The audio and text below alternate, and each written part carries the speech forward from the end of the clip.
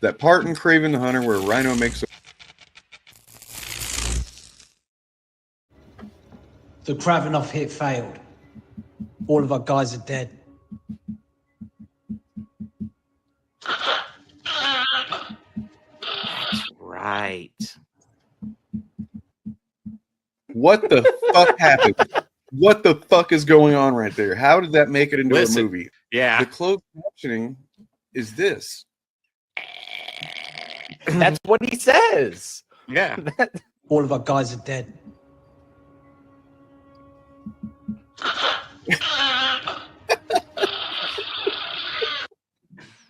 Actually, the more I watch it, the more I'm thinking it's kind of like the Tom Cruise's Mummy. Do you guys remember the first trailer to Tom Cruise's Mummy? Yeah, they for some reason jumped the gun or they most likely grabbed the wrong file to upload. Yeah. When they're trying to upload the trailer, and they grabbed the one that did not have music and sound effects, right? It was it's wild.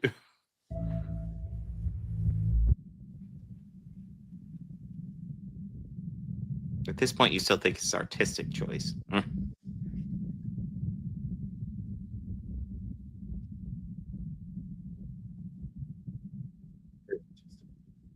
Now it's getting silent for a little longer than you'd expect. It's like that undertone of like that cinema.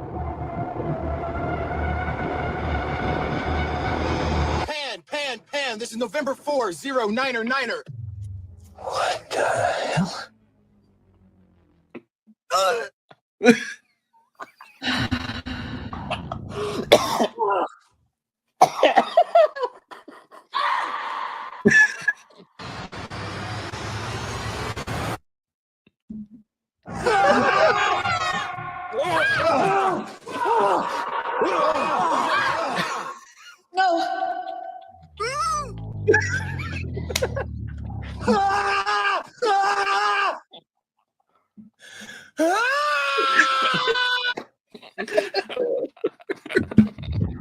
Spider-Man, who does not have the strength or the ability to stop a train, but he still figures it out because he knows he has to. I actually want to take a look at that train scene because I feel like you're maybe misremembering some stuff.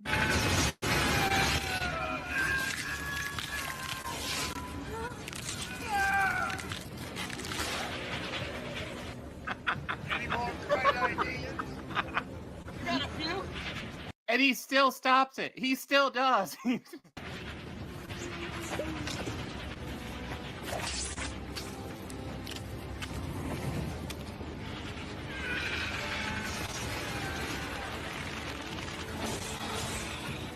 We're slowing down.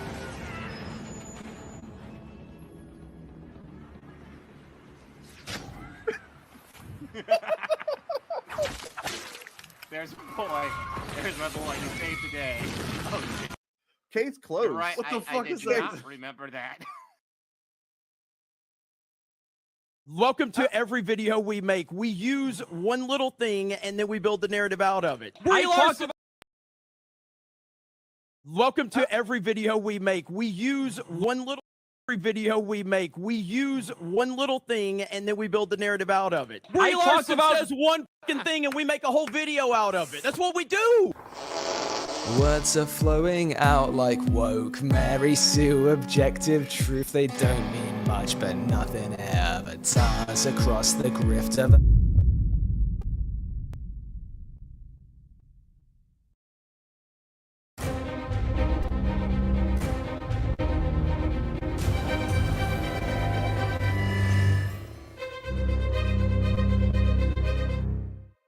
All right, you assholes.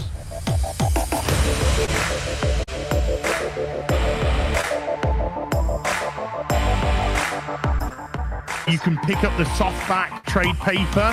The what now? How do you do, fellow kids?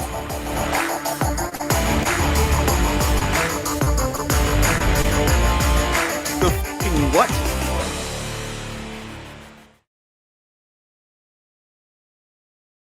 The fucking what now? The what is it? The what is it? Does this guy know? Hey, what's up? What's up? The what? Yeah. Softback trade paper. Still haven't figured that one out. Hey guys, how's everybody doing? I didn't expect to see you here, man. Well, I guess I don't see you, but you're here. Yeah, I've got RSV, so I am not in a good place. It's a respiratory condition. It's like could take up to 3 weeks to go away. I've had it for about a week and a half, so I'm still struggling through it. There's no actual specific medication. You just have to wait for it to go away. So, well, man, I hope that's not like super duper uncomfortable, and I hope it goes by relatively quick. Yesterday was the worst day so far. I'm feeling better today. I didn't have an appetite over the last 2 days. Today I finally was able to eat something, so I think I'm on the upswing at this point. So I apologize. I probably sound very raspy. I feel bad for you, man. It's like shit. I'm over here just feeling okay. Take some of my energy. Hey, sexies. What up, sexies? I haven't been anywhere sketchy. I feel too bad to leave the house. So Critical Drinker. I think that comic did come out. Honestly, I think it did. It's just nobody cared. Is the thing. The one he was supposed to do, I think, a while back, right? For like it was supposed to be like a spin-off of Rambo about Troutman, Colonel Troutman or whatever. Yeah. And I'm pretty sure Drinkers made videos where he's talked about like, oh, nobody wants to see these secondary, tertiary characters in in movies or whatever. But you know, hypocrisy is a bag. I think a lot of people don't realize that like novels and comic books and film, like it's 3 different types of writing. You know, you don't write them the same way. They're not done the same way. So you might have an amazing comic book writer that can't do a novel or a film or a TV show. So well, that's what you'll see. Like when, for instance, like when Brian Posehn was writing Deadpool, he was writing with Jerry Duggan because I imagine, I don't know what the relationship was like, the working thing, but I would imagine it's because Brian Posehn wasn't familiar with writing comic book format, which you gotta know. But you know who does know how to write? Apparently, Mahler. Oh, and he is apparently writing one of the several projects in the works for the Critical Drinkers new short film cinematic universe based on his garbage. We can look at that Kickstarter in a little bit. There's some funny stuff along with that, as well as so it kind of went under the radar, it seems like. But the announcement of the Spider-Man movie, I didn't see it until like 16 hours later on April Fool's Day, and I was like, wait a second, is this real? And it said 16 hours ago, so I was like, so it wasn't April Fool's Day, but is it real? I think they debunked that. I think they came out and said that it was a joke, but really? I don't know. Yeah, I don't. Again, I haven't been too like in touch with anything. It was actually a good day for me to be sick. April Fool's is one of the worst days for the stuff that we do. But yeah, I think they came out and said that it wasn't real. I mean, the truth is, even if it was titled Brand New Day and it was a follow-up to... Here's an hour ago, USA Today. Spider-Man Brand New Day starring Tom Holland is out in 2026. Well, I guess we'll find out when it happens. But, I mean, I'm under the impression that it won't be it can't be 1-for-1 because that story was about him dissolving his marriage with MJ and, like, forgetting all those people, So I saw some people kind of getting their shit all messed up, seeing Brand New Day and thinking it was one.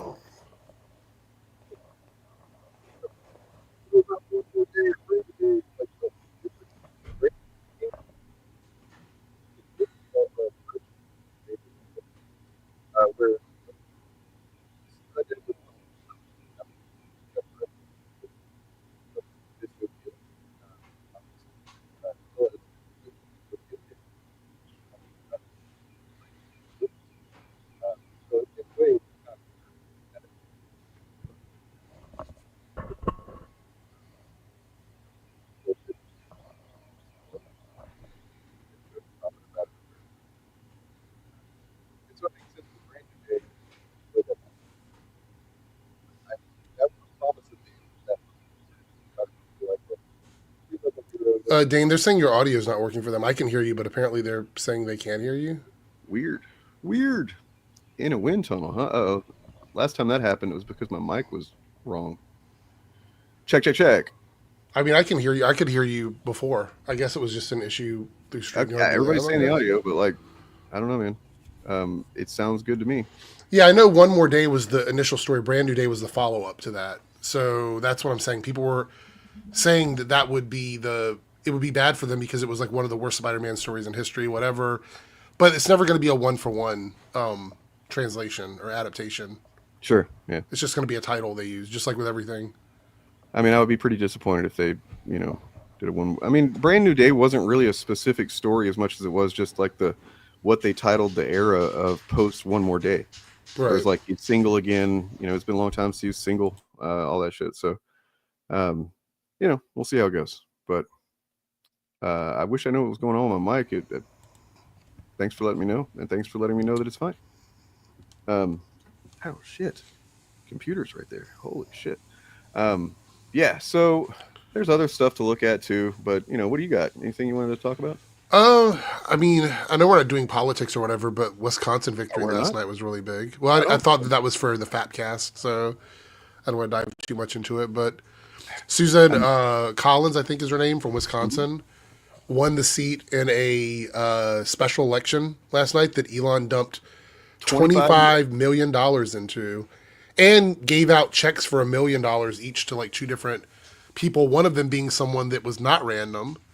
Who was Susan Crawford? That's it, Susan Crawford. Yes, somebody that was like part of the Wisconsin Republican, whatever. Got $1 million. I think his name was. Again, I'm bad with names. I think it was Nicholas Jacobs, I believe was his name. But it was like such a massive. It was like a 10-point difference between the two people, between Brad Schimmel and her, and they were like, propaganda machine was in overload the last like 3 or 4 days. Trying to get this guy elected, and I think they got complacent, and they were like, we can do this. We're just going to throw a bunch of money at it, and it ends up that's not how it works. And so, no matter what they say, they're mad about this. This is a big problem for them. So, right. I mean, Wisconsin's a big deal just in general, and what it's kind of can be seen as like a bellwether. I think that's the right word. Kind of state where like whatever's going on there, you can kind of extrapolate from there. But yeah, there was that, and I did see that a Trump guy did win something. I forget what it was, but it wasn't anything as relevant as that. Somewhere I think it was in Florida, Congress. Somewhere. Florida, 2 people in Florida.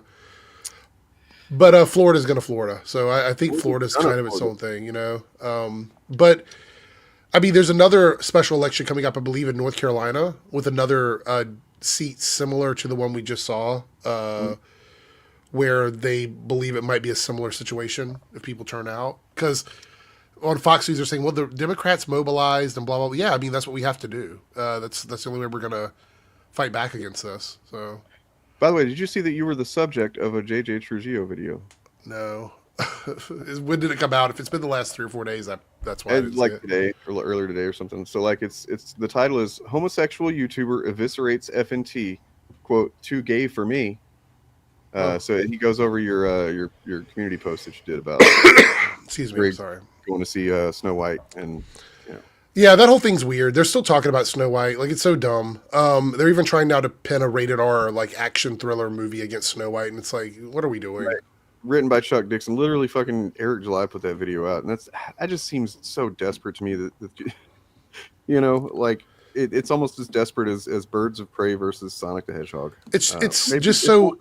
It's obvious to me that they're struggling to find things to sort of complain about. I think I saw. Well, I actually went to Yellow Flash's page recently, and I noticed that he is almost completely like leaving fandom content. It's almost all political stuff or video game related. It's not like movies and TV shows. Of course, he's talking about Snow White because that's the one that they're all still talking about. But I mean, looks like he's kind of moving on a little bit. That's kind of more honest than just like continuing to pretend like you're just a fan guy, right? Like, yeah, it's a little bit more honest in that way.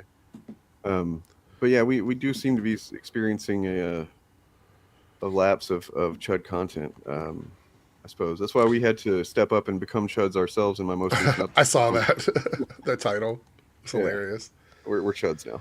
Yeah, I the funny thing is, I was looking yesterday because I was under the weather, but I was like, let me try and make a video because I had one up on Monday about Shay diversity.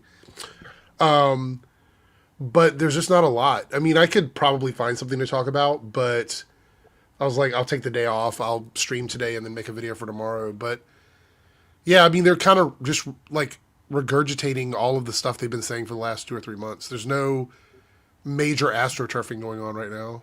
So, well, I mean, they're trying to astroturf this drinker project, but we'll look at that a bit later. But I don't know if you looked at it at all, but it's yeah, imagine like pretty much even a lot of his own fans were pretty disappointed by Rogue Elements and whatever the fuck that short film / TV thing. Oh, I've seen people making videos where they're fans of Critical Drinker. They're like, this was just dog shit. It was awful. So imagine the hubris it takes to just to go, you know what? Nobody really liked that. It was pretty bad. Universally thought it was pretty bad. Right. Let's go ahead and expand that. Use the same characters, the same actors, the same people working on it, and just like make several projects based on that. Mm-hmm. You know what I mean? It's like the inverse of the MCU, where you just instead of taking a hit movie like Iron Man, you do that. But maybe this guy can clear it up for us. Pillar of Garbage is here. Hey guys, thought I'd drop in, given the news. How we doing? Eric, I heard I was listening in for a bit. Really sorry to hear you going through that respiratory thing. That sounds awful. Yeah, it's been pretty bad. Thank you, I appreciate it. It's hard to make videos because I'm having trouble like coughing and stuff, so I have to stop every 2 or 3 minutes to like take a moment. Yeah, totally. So yeah, it's one of those things where I had it for about a week. I didn't know what it was. I thought it was just allergies, and then it just kind of got worse. I went to the doctor, and they were like, "No, it's probably RSV. It's not COVID, which is good." But the bad thing about RSV is it lasts about 3 weeks. So yeah, I'm about halfway through the time that it lasts. So anyway, hopefully it gets better over the next few days. Yeah, fingers crossed. Yeah, I mean, there's probably people that say, is it objectively worse than The Last Jedi? I don't know. We'll see. Objectively worse. So you've been looking at that Kickstarter, right? Pillar? Oh, me, yeah. Oh, I've been feasting. I haven't really looked at it.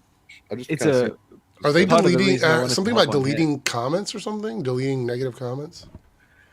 Is that on the Kickstarter or is that on his community post he's made? Oh, who knows? He's using, is it Kickstarter or Kid Puncher? Which is it he's using? One of the two, yeah.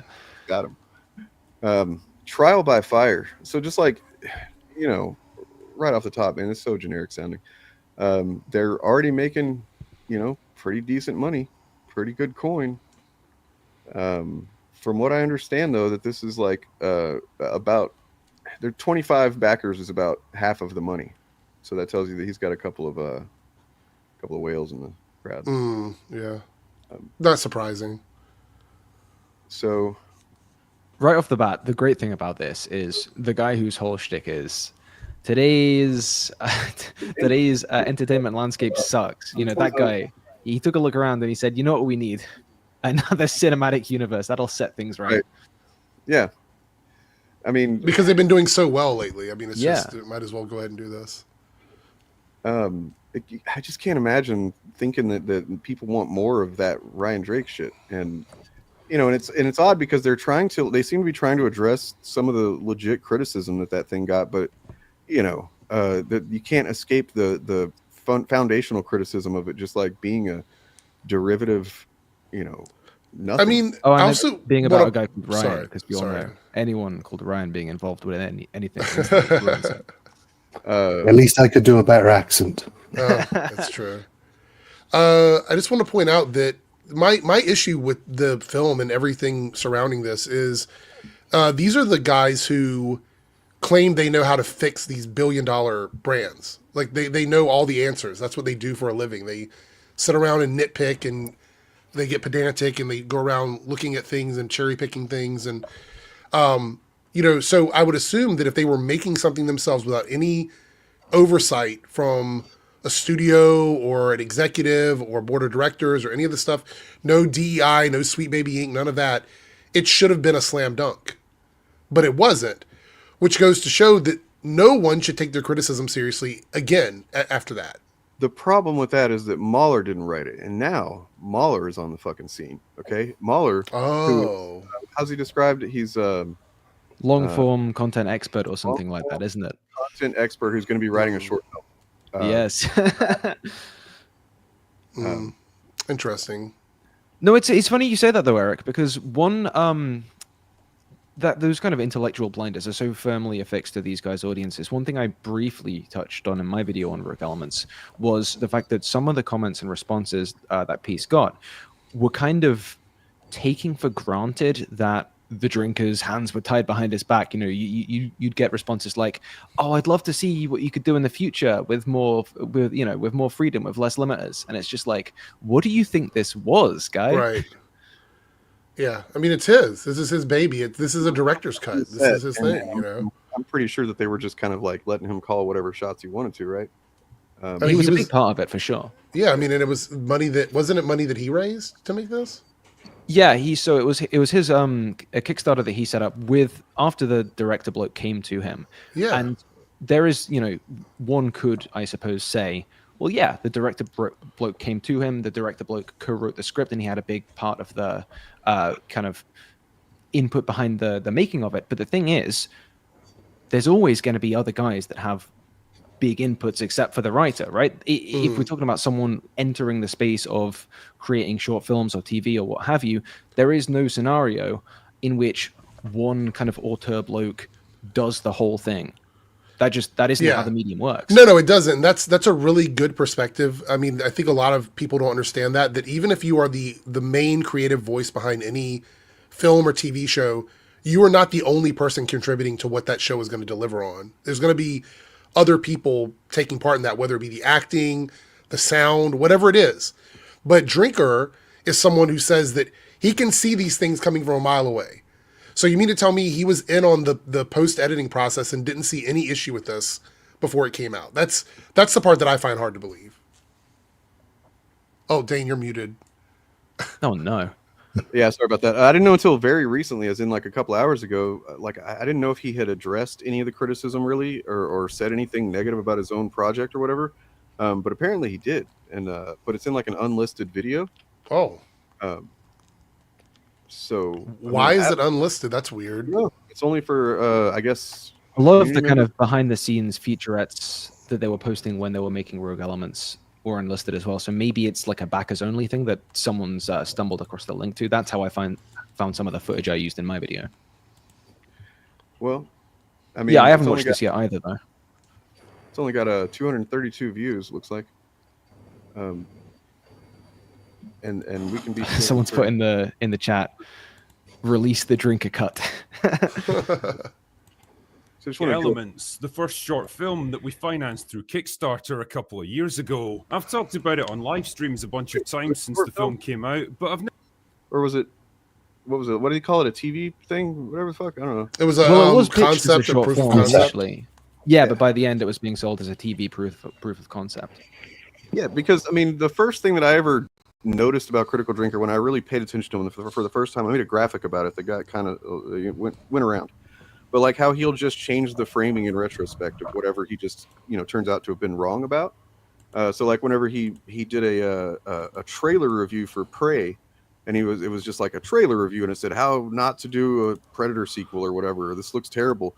And then of course everybody ended up generally liking Prey, and he went and changed the title to like trailer review or something like that. And it's and there's some muddiness on the Kickstarter as to how true this kind of pivot is. Like in the most generous possible interpretation, they started making a short film. They realized it wasn't working. They turned it around into something which they then showed to some backers somewhere as a, hey, we could make a TV show out of this. And there is mention on the Kickstarter that apparently something is in development somewhere, but they don't mention if it's going to be a continuation of the short film turned TV proof of concept. And also, it's very light on details on what like production or development means in this context, because everything's in production. You know what I mean? Like that's the industry is like there's the stuff you end up seeing is like a tiny fraction of the stuff that people are starting to spin up at any one point.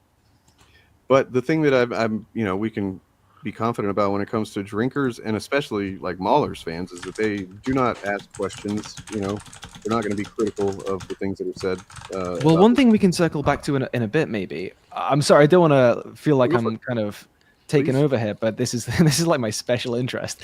I don't know if you guys have looked on the comments on his community post announcing this. Edgier Than Thou brought it up earlier, but there's really a lot of pushback from his exact fan base. There's some great stuff.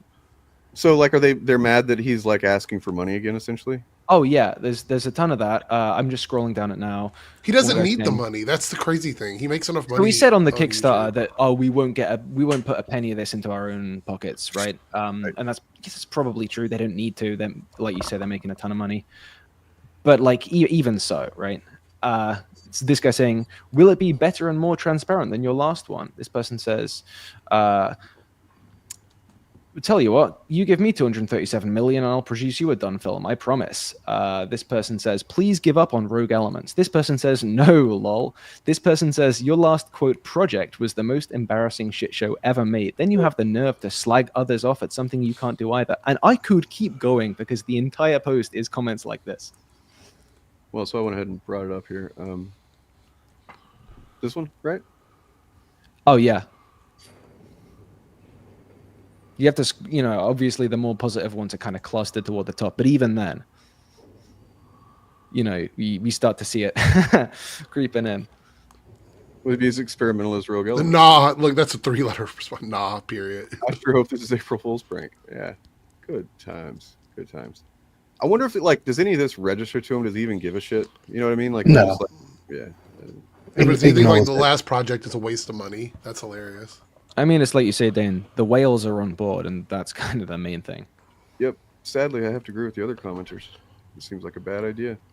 It really does. Look, I'm fucking hyped for it because I've said many times in the past that for somebody who seems to know the exact formula for creating the best film or the best story, like Mahler talks like he does, I wanted to see him use that. Why would you spend your life just nitpicking movies, literally a frame at a time, when if you know all of this, you have all of this fucking wisdom and knowledge about making films, just do it, or at least make a YouTube channel where you're telling people how to do it, teaching people how to do it. So if you've cracked the code that Hollywood has been unable to crack in 100 years of making a surefire guaranteed hit, yeah, why hide that knowledge from everybody else? Yep. And the great irony here is that this post shows us, and like some of the comments on my video show us, we can make videos all the live long day. We don't, necessarily just talk about these guys, but we could do. But nothing's done more reputational damage than his own work. I mean, that's the same thing with like Eric July, to be honest. I mean, once they get it in their head that they're going to put a thing out there themselves after they've spent all these years just shitting on everything else, it's like it's got to be something amazing in it, and it just never is going to be from these guys. And just probably worth putting in context for any viewers, especially if any of this gets clipped at all. If at any point discussing this, any of us seem to be taking glee in this kind of criticism, just know that each one of us has had countless kind of nasty comments and messages slung our way by people kind of rallying the standard that these guys know what's going on. We just have to listen to these guys and everything will be fine. You know what? I was just dealing with a vindication because so I put a video up. Me and Bob Chaos the other day, we recorded a video of us just looking at there's a video string clip of Nerdrotic and Mahler kind of debating how bad Deadpool and Wolverine was, and then along with that, just like the weird rift of like EFAP fans that don't like Nerdrotic and Geeks and Gamers and all those guys. You can find that everywhere. There's a large contingent of them that just do not like that those guys are buddies, and so we were trying to pound on that fault line a little bit, and like some of the comments that I've gotten have been classic Mahler fan, and I've got a couple of them here because Ed from Pop Counterculture was fucking with them. And I mean, I wouldn't engage with him myself, but like, just the delusion, he's a perfect example of why it's bad that Mahler has a fan base, because he gives really stupid people, really like spiteful little people, confidence, or false confidence, right? So, and first of all, this guy says that he's not a fan of Mahler or Nerdrotic or any of these guys that we're talking about. He's just, impartial. He's just a concerned bystander who happens to capitalize the L in Mahler, which I'm sorry, but you're a fan if you're fucking taking time to do that bullshit. He's answering stuff I didn't even say, but of course he's arguing with Ed. The classic thing, the guilt by association thing that they like to do. We're like, oh, just because he's constantly he's constantly spreading hate. Endorsement. What is an endorsement in that case? You guys know about the concept of the performative utterance? Not sure. So what that is oftentimes when we speak, it doesn't directly affect the things we're talking about, right? But if in some cases, like say, if I say to you, I promise I'm going to do this, then my speech act has directly affected the kind of social reality that it kind of orbits, right? And it's a similar thing with streaming in that they say this all the time. They say, oh, regularly streaming is not an endorsement. This is guilt by association. But the thing is, that is like fundamentally a repeated collaborative thing like this, streaming. It ties audiences together. It ties analytics together. It's not endorsing. It's a step beyond endorsing. It's actively aiding. Yeah. So shut the fuck up, basically. I mean, yeah, you're 100% right. That's the way the algorithm works. And it's like, I don't believe that they're, that stupid or unaware that that's exactly what they're doing. So, yeah, not many things are objective, but streaming with someone repeatedly, regularly is a de facto endorsement and then some. So Ed was asking like why he has such a problem with me. Like, what if because the guy's basically telling me to delete my channel, get off the internet or something. I don't know. And he's asking him, nobody's forcing you to watch this channel. I'm not saying it's for my sake, pal. I'm saying it's because the entire thing is commentary. The issue is that he's forgetful, illiterate, immature, unhinged, unintelligent, and a complete narcissist. He really is the Dunning-Kruger effect personified. Do you understand the issue now? Like, what issue? I don't know why. Sorry, I don't know why he says all those things about Mauler and still likes him. I also never understood the comment, you don't have to watch their videos while they're on our videos watching our content, telling us that we don't have to watch this content. I just never understand that. He explains the issue with me in my content here. He says, Dane is a YouTuber, not a large one, but still has a fan base. I'm not a fan of Mauler, Drinker, Nerdrotic, or any of these YouTubers that Dane goes after. However, that doesn't mean that I approve of the way he did his channel. I see a rude, unintelligent, and egotistical person, potentially dangerous when looking what happened with SK. I fucking don't even understand what that means. I learned all of this from watching a few of his streams, some stories, and even arguments with Dane himself. I've concluded that he is not a YouTuber who should be listened to. Do you understand the issue now? It's like, and it's the same thing that EFAP does with the movies that they're talking about. They think that because they've decided that these things are not good, that like they just shouldn't exist, essentially, right? And this comment is also, it's just the myth of consensual sex meme, right? It's like he's saying, oh, I'm not a fan, but doesn't mean I have to be on board with him. It's like, oh, isn't there someone you forgot to ask, Dane, before you put your content out? Shouldn't you have thought about this guy's opinions on the matter?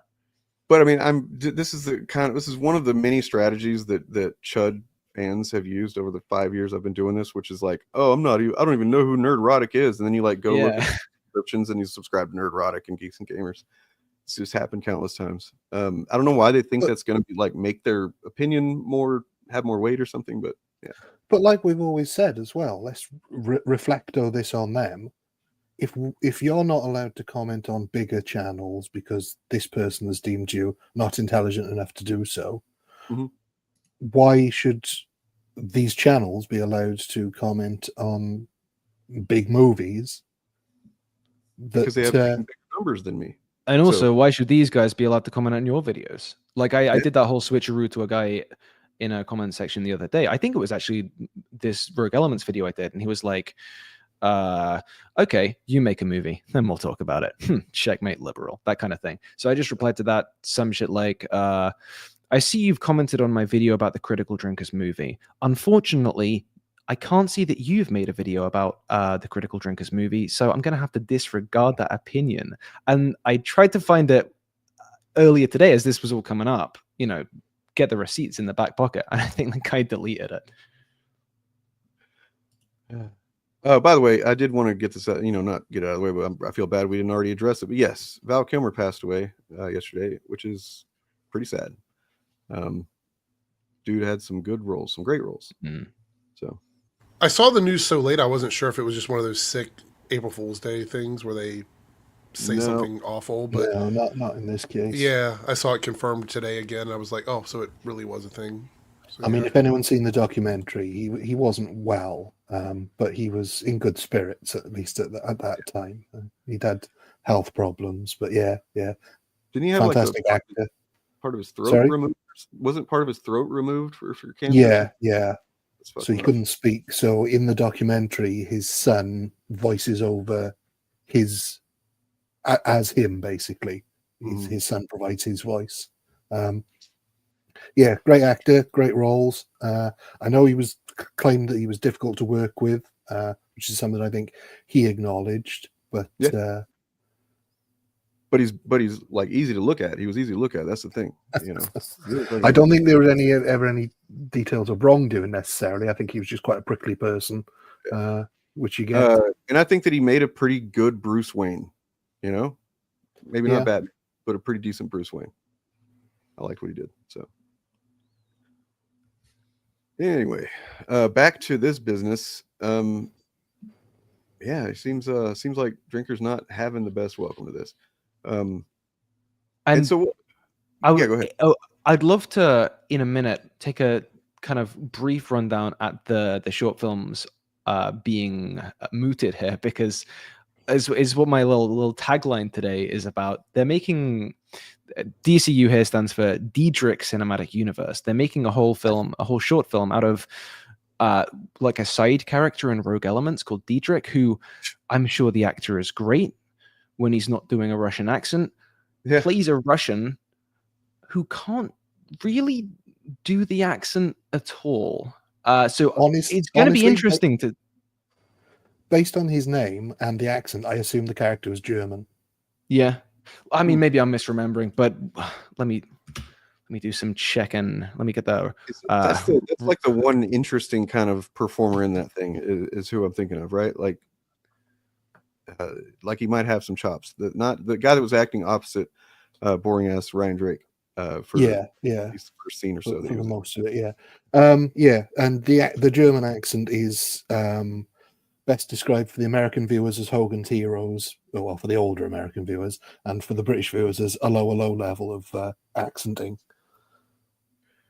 So, what about this whole a lucky writer will have their story transformed into a short film?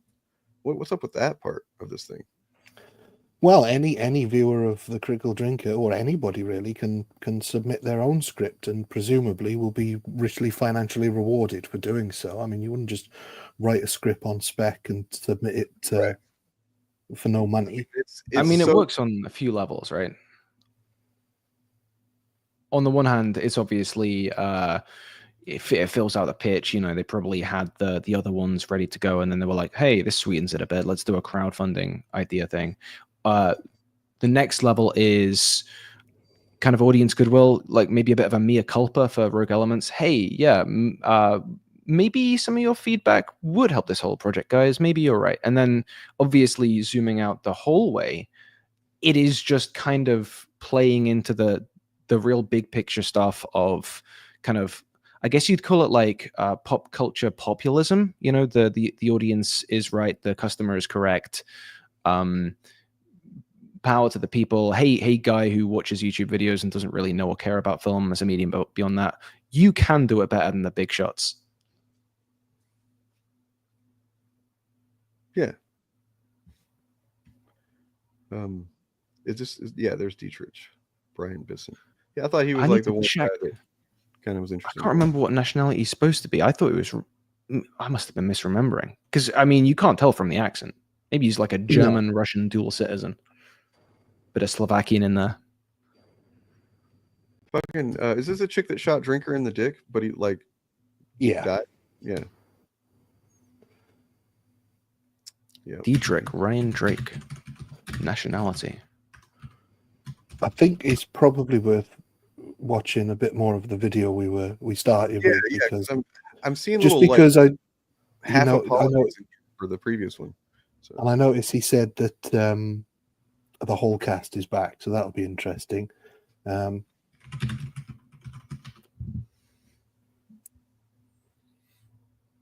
never really taken the time to get my thoughts in some kind of order. What worked, what didn't, and what I'd do differently next time. So, let's do it right now, shall we? First, the positives, because I think there are a lot of things. I find it fucking fascinating that he's in character for this, right? Yeah, I was gonna say he's in character, but he's talking about a real fucking thing that, like, really, there's, I don't know, they're blurring some lines there, man. I don't know.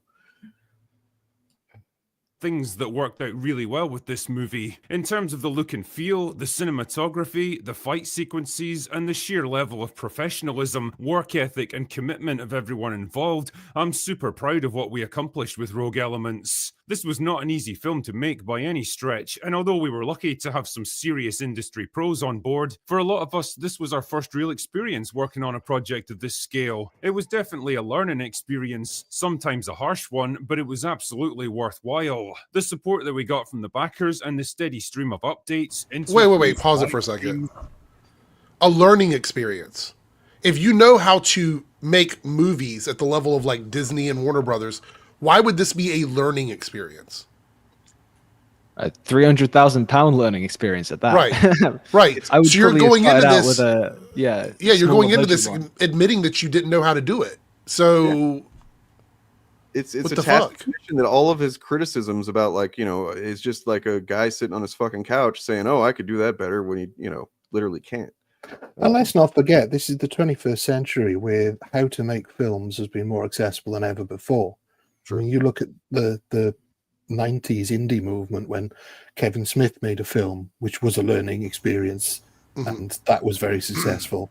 The Blair Witch Project, none of those guys had made a film before. That was a learning experience. So it's not like it's not something you could go into maybe learning before you spend 300,000 of your fan base's money on making. And the other side of this is, you know, the director he worked with, like, okay, he's maybe not Martin Scorsese, but on, like, and this is something I talked about in my video, on like a basic functional level, it's fine as like a short film, a first kind of foray into this stuff. Even like The Critical Drinker, I don't think he's a very good writer. I'm sure you guys don't either. But even knowing on a basic level how to string a plot together, that's not nothing.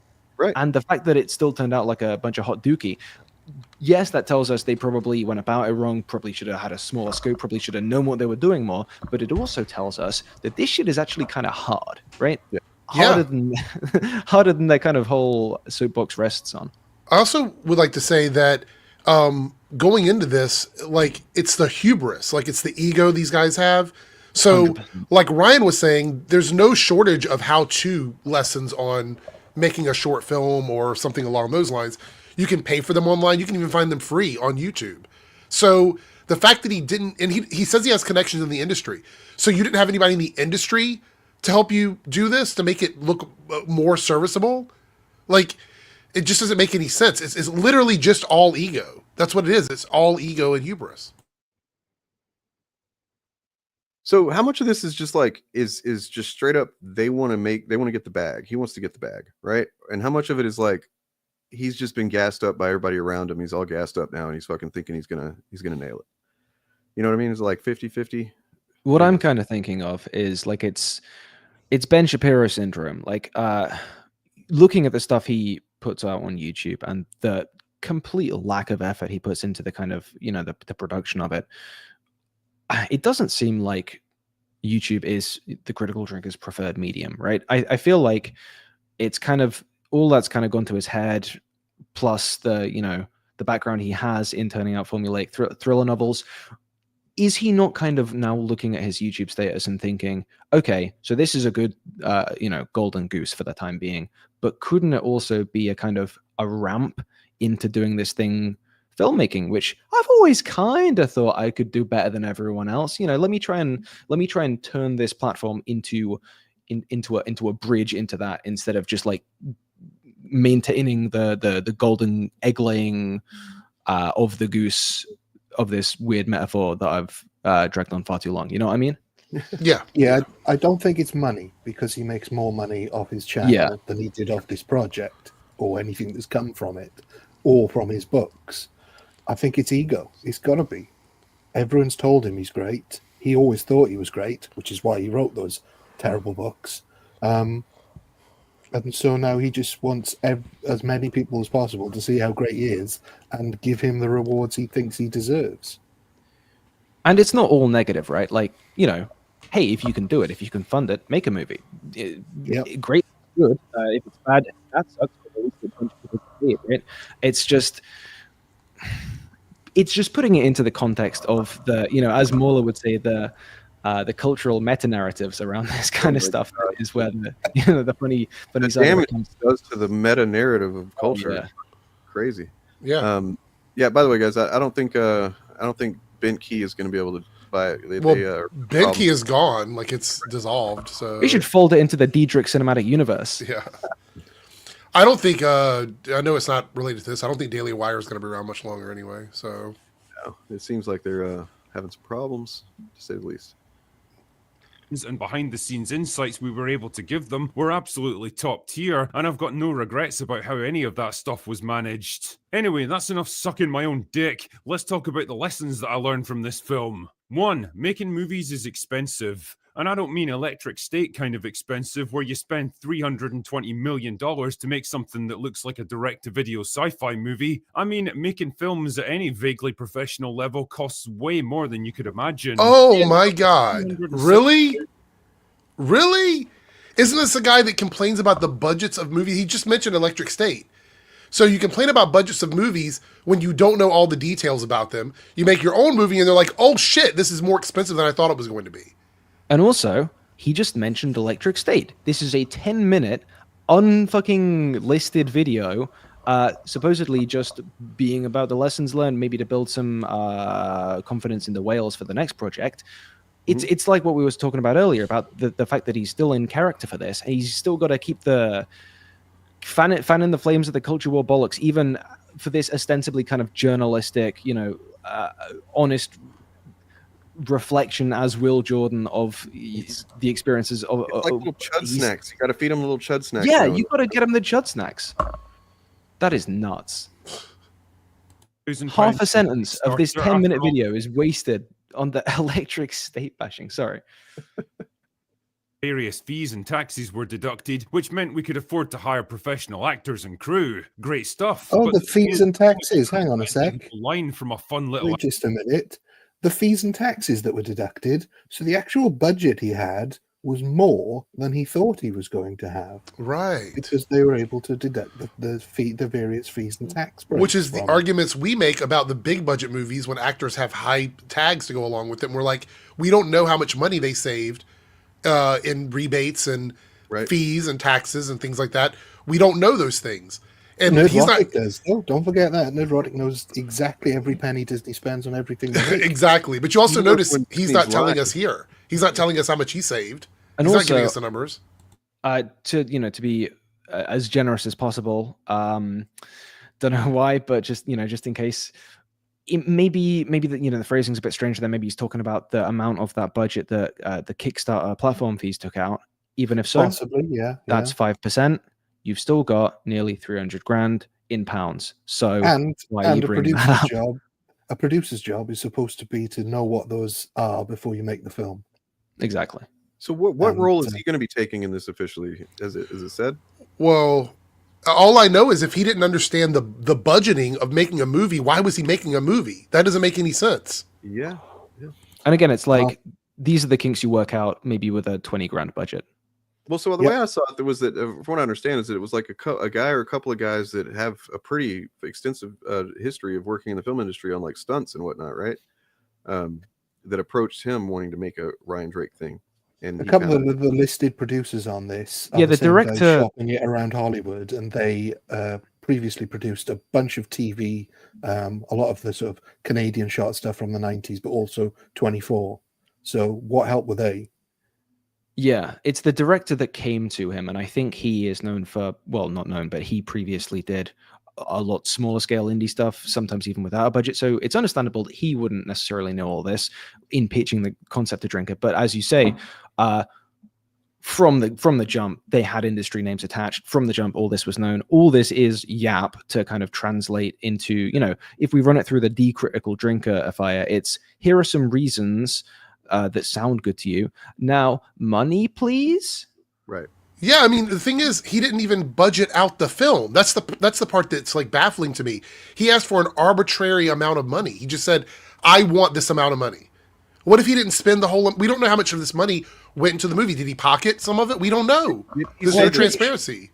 He said in this new thing that that none of it's going to go to them, right? So, like, how does he know that? How does he know that that's even the case if he doesn't know how to fucking budget? And I'm sure the original amount he asked for this was like 50 grand. What the hell type of film did he think he was going to make for 50 grand? That Exactly. He couldn't make for 300. Because again, I'll come. A lot of my knowledge comes from the indie movies of the 90s.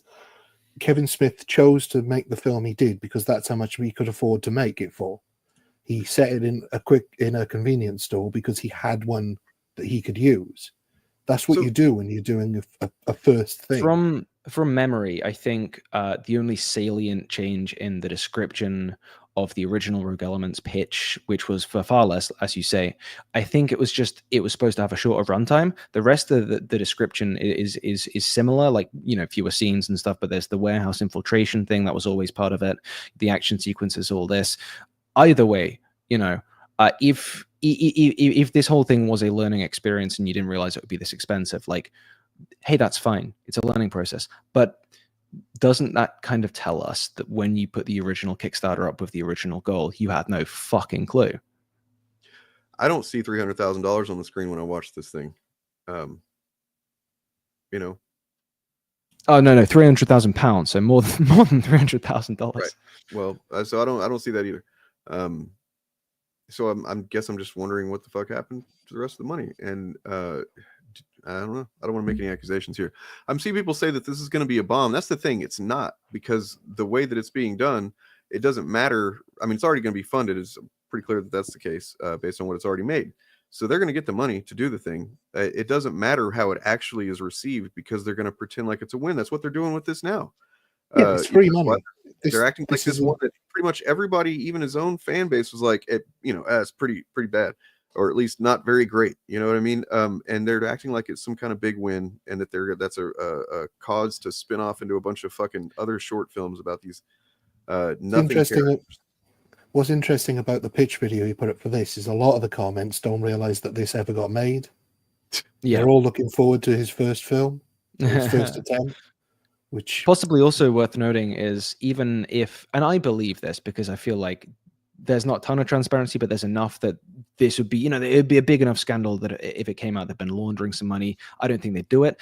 Even if no money goes into their own pockets, which, yeah, it probably won't, that doesn't mean they don't benefit from it, right? Like, at worst, what is this? It's a bunch of shit on a CV. Oh yeah, I fucking executive produced a whole run of short films, blah, blah, blah, blah, blah, which, sure, that's not going to get you to direct the next fucking Captain Marvel movie, but, like, maybe 10 years time, maybe, when China's taken over the world, maybe they take YouTube down.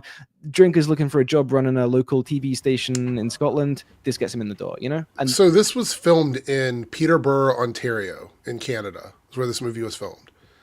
I just looked up the value of roughly 300K pound to Canadian dollars. Do you want to know how much he would have made, or how much money he would have transferred it to when he went to Canada? It's probably that's got to go double-ish, right? It's close to double, yeah. It's almost 600 grand in Canadian.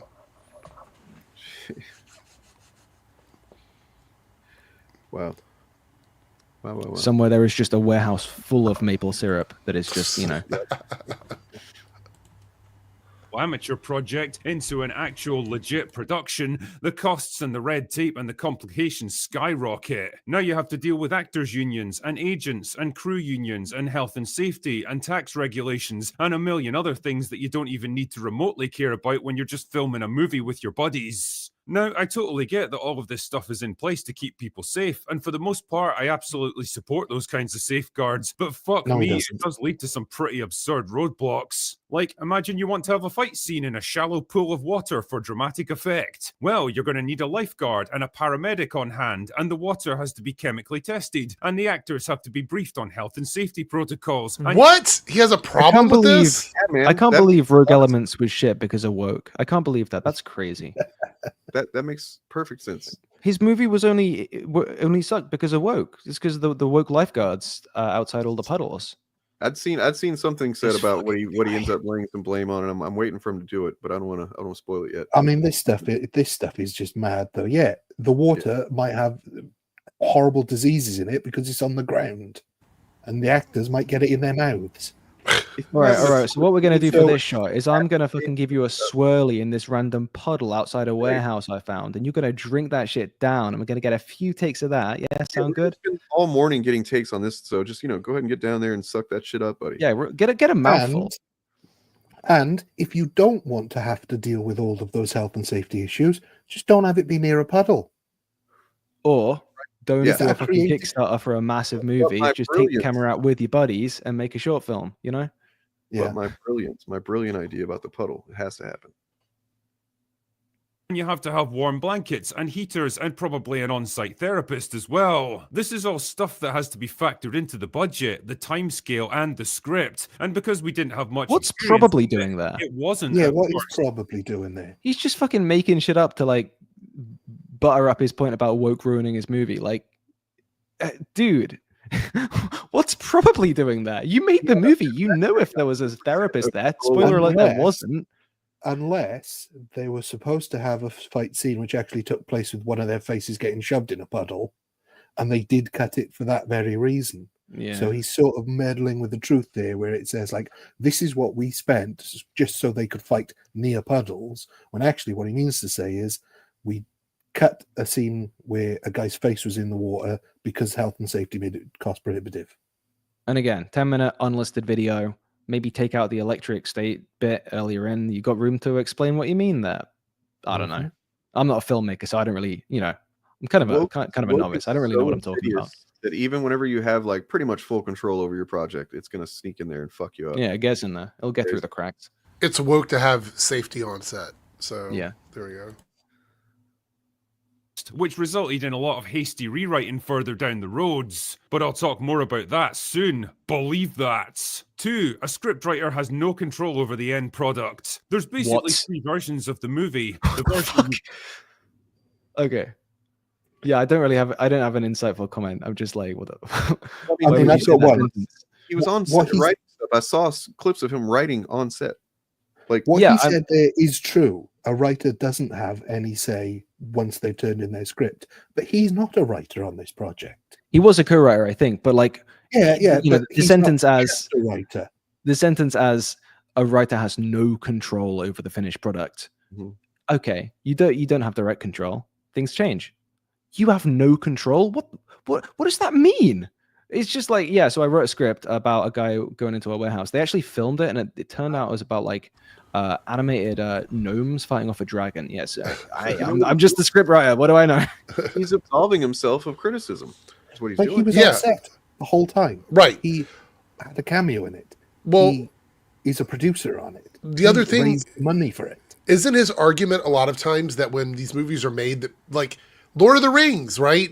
These kinds of films and stuff, they want someone on set that represents the value of the original, the fidelity from the original books or wherever it's coming from on screen. That's one of his biggest complaints. That's been the complaint about Snow White this whole time, is that the fidelity was changed, right?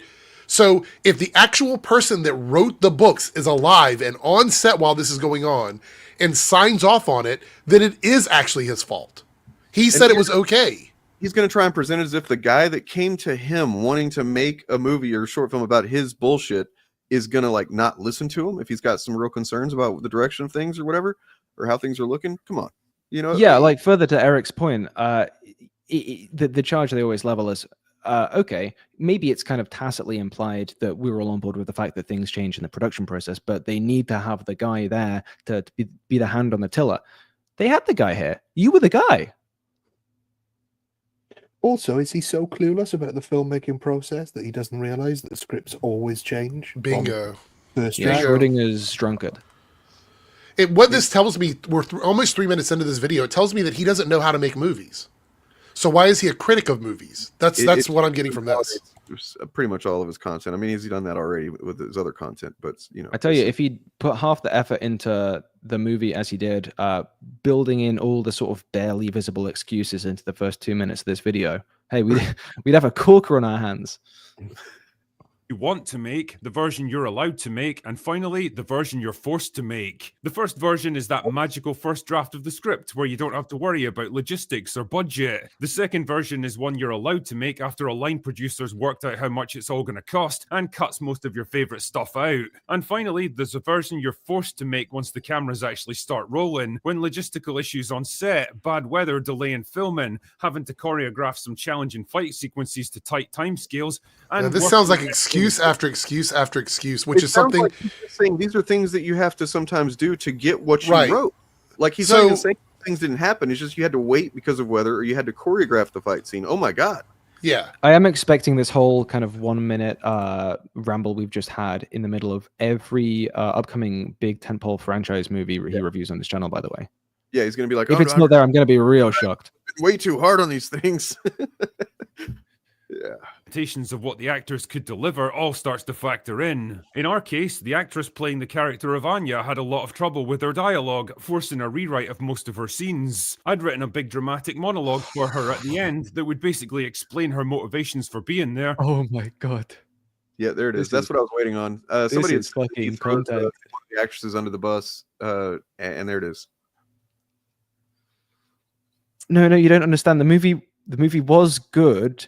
It's just the actress we hired couldn't read her lines, which was really good, guys. I promise. If you read the original lines, it all makes sense. Like the main woman in the movie was the problem. The main woman.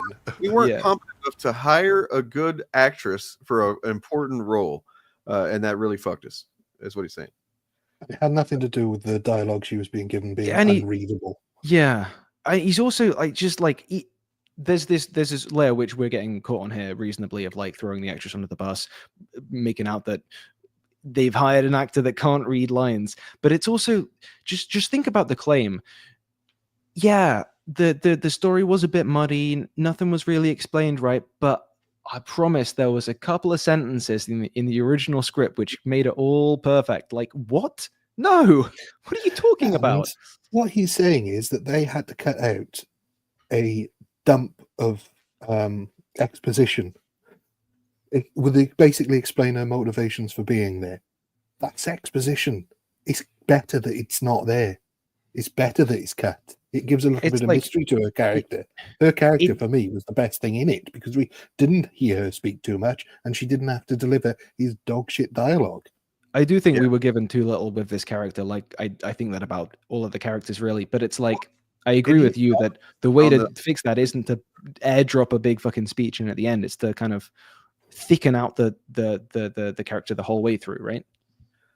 So on the new Kickstarter, he does say, or whoever wrote it does say that, like, you know, with this one we aimed it for the fans, the people that supported it. So people that know the books and already know the characters. That's why you didn't understand anything that was fucking going on in this thing. Because, you know, we just dropped you right in the middle of it going on and didn't explain anything. It's, you know, seems like fucking excuse and cope, but for just bad writing. But yeah, so now they're saying that they're going to do it different. They're going to actually write it, you know, so you can follow what the fuck is happening if you haven't read the books or whatever. That's very generous of them. Right.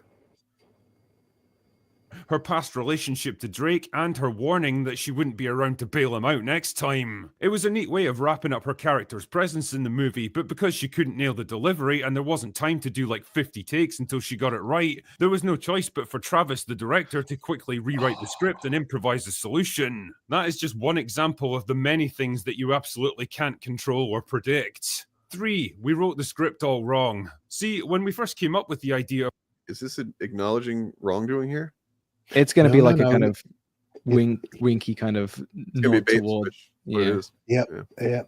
Of Rogue Elements, we imagined a tiny budget of just £20,000, which might seem like a lot on the surface, but trust me, it isn't when you're trying to make a film. Anyway, we came up with a very basic script along those lines. Ryan Drake has to sneak into a building of some sort, take out a few guards along the way to rescue his target, and eventually runs into Anya, who also happens to be there for reasons of her own. It was a simple but effective way of bringing together the two main characters from the books, with a little bit of action and a hint of the intrigue and mystery that's one of the hallmarks of the series. minutes. And the whole thing was designed to be wrapped up in about 15 minutes. That's great and all, but once we realized we now had like 10 times the budget we'd originally asked for, it was pretty obvious that a simple 15-minute short wasn't going to cut it. People were going to expect a lot more from us, and so we put a lot of pressure on ourselves to keep going bigger and more ambitious. So we began adding things to the script. Is he actually saying that because they had too much money, they couldn't write a better script? Is that what this is? Well, you would assume that, but then earlier he said he didn't have enough money, so I'm a little confused. They had more money than... No, go on. No, it's like horseshoe budget, right? There was the sweet spot, but too little money wouldn't have been enough. Too much ruined it. And like, this is obvious.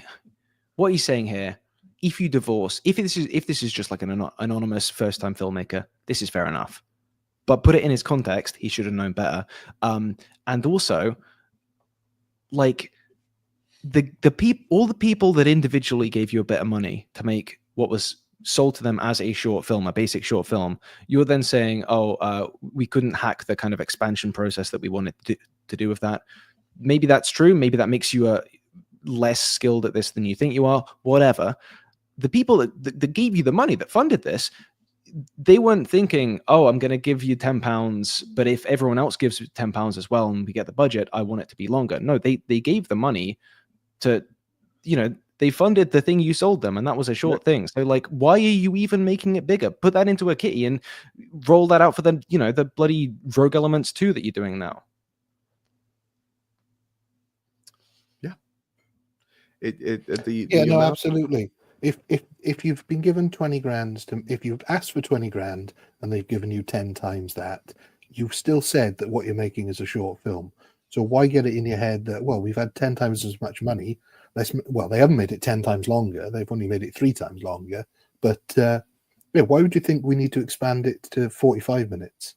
Make what you said you were going to make, but make it really fucking good. You can close Kickstarter fundraising rounds, right? Yep. That is a thing you can do. Yeah. I mean, also the scene that he described is in the short film, and it's not like amazing. I don't see how just if taking some time out, the padded time out of the before or after that scene or that moment is going to make that any better. But the skeleton of that is still in the film, and we'll never know if the original script draft would have made a perfect little pocket of content and it was just ruined by blurting it out. Maybe that is true, but also it's a lot easier to say that's true than that to actually have been the case. Yeah, much like the actress that can't nail her lines, she just a couple of lines, you guys would be swooning over this. More characters, more layers of intrigue, and especially more references to people and events from the books. And I think to shit that nobody would know what the fuck it is. Great. Get them keys jangling, baby. That's also not a very good idea if you are going to make what he eventually called this a proof of concept. Yeah, right. A proof of concept. Why would you make it to where it's literally doesn't explain almost anything about who these people are, other than like the most superficial, line to kind of give you some idea. But there's a tension, right, between pivoting it into a proof of concept, which is basically, hey, bunch of people that don't know what this is, this can be a thing, and kind of fooling it with key jangle nostalgia bay moment for the 20 people that read this. No, that's not fair. It sold well, I think, 15 years ago. For the bunch of Scottish people that read this 15 years ago, it's like, on the one hand, you're trying to widen it out, and then on the other hand, you're trying to kind of narrow it back down. I don't know. Doesn't seem like there was a whole bunch of great vision on this. About the sales of his books, like I haven't really looked too hard, but I haven't seen anything how well they sold. I've not looked super well, but I understand it is a step up from like guy who self-published a book and then brags about it. Like it's a step above that. It's still airport bookstore dad bait. Oh yeah. I think in retrospect, this is where we went a bit wrong with Rogue Elements, because most of the audience weren't familiar with the books and so didn't understand most of the references and allusions to past events. The result is... I'm willing to bet, I don't know for sure, but I'm just willing to bet that he has complained about the MCU doing stuff like this before. I'm also willing to bet that I could have read all these books and read the original script or watched the version that did come out, and it wouldn't have been much better. I mean, almost half the reason for that being that the music was way too fucking loud. Can't fucking understand anything I saying. That it all just became a bit bloated and confusing, dumping a lot of information on them and expecting them to just roll with it. They didn't really understand who Anya was, for example, or her relationship to Drake, or the history between the characters that forms a major part of the film. And the rewrites we were forced to do on set certainly didn't help the situation. Also, the idea of taking a simple script designed to be shot quickly and efficiently and bolting more and more stuff onto it to bulk it up was a fundamentally bad approach to script writing. Looking back now, it would have been much better to just scrap the whole. I mean, you're right, man. If I slandered you, then I'm glad that I did. I'm proud of it, I guess. I don't even know what you're talking about, but cool, man. I'm glad I did that. Cool. Whole concept and build an entirely new story from the ground up. That right there is a very important lesson that we learned. Number 4, this movie was always going to be polarizing. Let's be honest here, when you're a YouTuber that criticizes movies for a living, you're always going to be divisive, and that attitude is going to bleed over into everything that you make. Fans of my channel were probably going to be more forgiving towards a film like this and root for it to succeed, whereas people who just hate me and want to see me fail at everything were always going to find reasons to shit on Rogue Allen. Interesting. That's really interesting. The Eric July cope. It can't possibly be rent free. So since they hate Marvel and DC and Disney and all of that, they're going to proactively want for it to fail. That's what he's saying here. Yeah, notice what's going on here. It's not he's following up the point of, we fucked up in a few ways, probably could have been done better. He's following that up with some of you guys liked it. You're my fans. I love you. You're all, we're all cool little guys. And then some guys didn't like it because they're preying on my downfall. If you didn't like this, you're kind of a hater. You probably hate maxing. You're probably one of these pillar of garbage type people, and that's why people didn't like it. To be fair, you guys should not have spent 2 years making video after video about why this is going to suck. That's probably true. Why it failed. Yeah. The thousands and thousands of videos between all of your channels that you've made about why Rogue Elements was non-woke. Man, I tell you what, the day this film dropped was I breathed a sweet sigh of release, because that was actually the first time I slept since the Kickstarter post dropped, because I'd just been live streaming the whole. I mean, you guys know, you were there. We were just going 24/7, hate farming this in anticipation of it dropping. Oh shit! Hold on, I think I'm thinking of some other guys. Yeah, I mean, the amount of people actually covered this before it got made was tiny. Yeah, I mean, he's right. Obviously, he's right that there was going to be a divisive reaction to this, more so than just a random guy because he's the critical drinker. And he's right that. Sorry, go ahead. No, I was just going to say, it's a thing he does, and it's a thing a lot of these guys do, where they tell a truth, but they position it to be a far bigger truth than it is. Yeah. Well, yeah, because if you look at the actual facts of it, the numbers of people that watched it.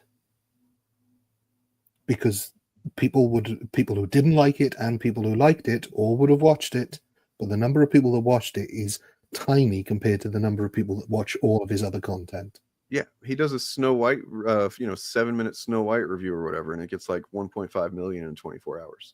He does, drops this shit, and I don't know, it was like a week or two after the last time I saw it, I think, and it didn't have a couple 100,000 maybe. Yeah. It's not great, man, and it's it just goes to show what should be pretty obvious to anybody that's not just like one of their cultists, I suppose. Yeah, I mean they can't make positive content for their channel. They've indoctrinated their audience. So, yep. What I'm thinking is, we're on point 4 of this video, right? This point 4 is I'm a YouTuber, therefore it was never going to get a fair treatment. If the whole video had just been point 3, which is a maybe slightly massaged version of the truth of the budget blew up, we didn't know how to account for that, we did the wrong things, we thought it turned out okay, but we understand why people didn't like it. If that was the whole video, I wouldn't fucking be here, and I don't think you guys would either. But it's just because the little shit nugget of truth they always drop is just sandwiched in between so much other bollocks. Yeah, it always is. And so part of this, I guess, is just like cope for himself, and I imagine he actually tells himself these things, but also it's feeding the potential marks what they need to hear to open their wallets. Well, yeah, because as I said, no amount of people hating this accounts for how few people watched it. Yeah. Wait, is this real? Does he do this? Come on. All right, let's go. No matter how good or bad it was. And well, if it makes them feel better about themselves to tear apart something like this without ever taking the risk of making anything of their own. Oh, is that the only doing reason? The thing I said earlier. Come on, man. Come the fuck on, you disingenuous piece of shit. He's been doing it for years, and then he's God damn it. All right. He's making this. It wasn't his money. Right. Yeah. Oh yeah, risk. I guess like creative risk, like reputational risk, but even still, I mean, squirrely language. To risk one's reputation, one needs to have a reputation to risk, though. Surely. Fair point. Fair enough, I guess. That being said, I have been lucky enough to get some actual good faith feedback, so I've tried to compile the most consistent issues here. The first is that the film looks and feels cheap, and I've got to admit, my initial response to this is, no shit. It costs less than most movies spend on catering. The more detailed response is that out of the £300,000 we raised on Kickstarter, about 30,000 of that was lost right off the bat, partly because of taxes, partly from Kickstarter taking their fees, and partly because inevitably a few of the pledges ended up failing or getting revoked. So in the end, we had 270 grand to spend, which isn't a whole lot when you're making a 40-minute short film with a large crew and several pretty challenging actions. Keep in mind, they started thinking they were going to have 20 grand. Yeah, and he's just been talking about how they scaled it up and how that was a mistake, and now he's turning around and saying, well, we only had 270 grand, and that's not enough for a big, spectacular, chose to not continue scaling it up or to scale it back down before you started filming. There's like a whole bunch of time in there, I'm sure, that they could have done that. Yeah. Point A is most short films, even of this length, have a smaller budget. Indie ones at least. Point B is that yes, okay, maybe that isn't enough for what you did, but you've just been telling us how you shouldn't have done what you did. So, but didn't he also say they saved a bunch of money on fees and rebates? Didn't he say that earlier? So I didn't know if what he said earlier was just another version of this, like, well, the money got eaten up by Kickstarter. Yeah, 5%. I'm not sure if he was saying that that's how much they lost through taxes and fees or how much. I mean, they probably didn't take advantage of any tax breaks because they didn't know about it, if he's to be believed about how bad the job the producers did. But just to contextualize this, in 2010, Gareth Edwards made Monsters for 500,000. Yeah. So I mean, I'm looking right now, so just like there's different answers, but how much does it generally cost to finance a short film? This one answer here says for a pretty decent, high quality short film, $6,000 to $7,000. Monsters is almost twice the length as well. I've just looked. 94 minutes, so twice the length, twice the budget. Jesus Christ. Doesn't look cheap. The thing is that this filmed in this. I used to review Arrowverse shows. I know for years. This film with a lot of people in this movie were people like the actress he's talking about. I think her name is Olena, is the actress's name, who played. I think it's Anya is the character.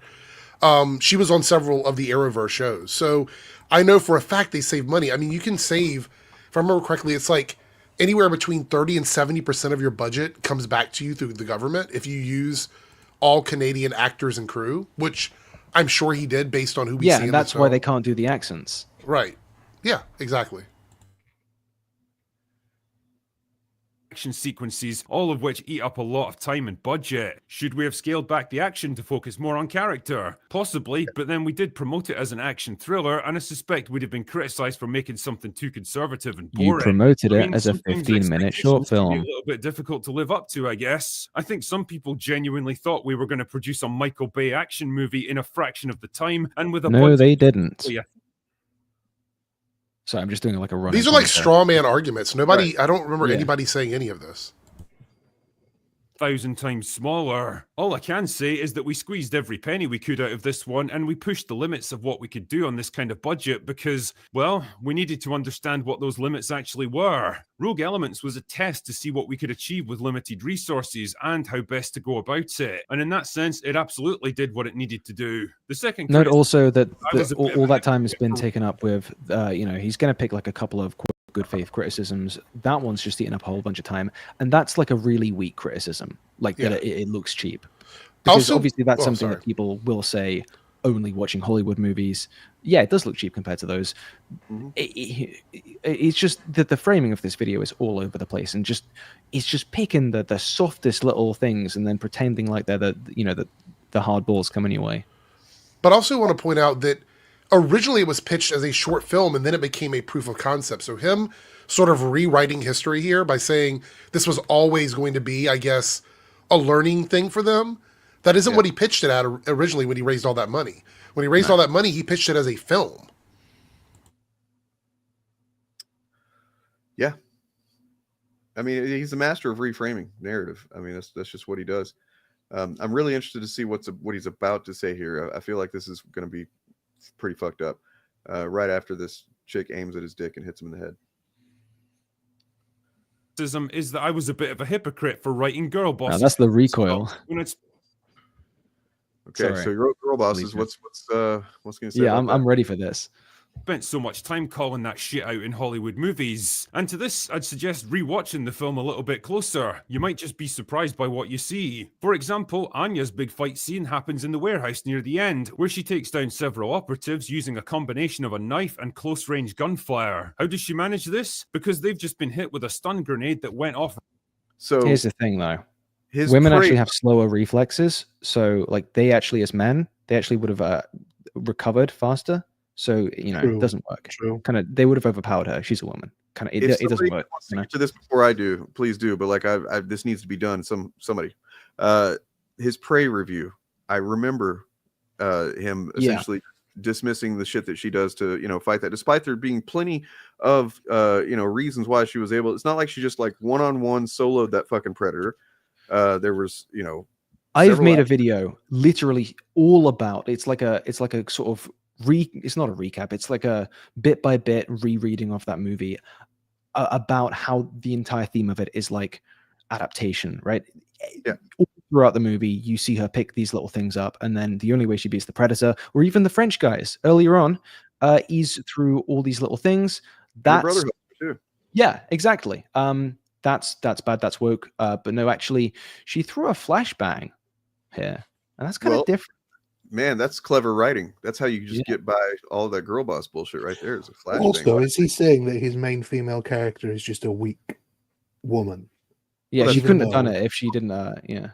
Even though she's got a long relationship with Ryan Drake, presumably of him always saving her because she is such a weak woman.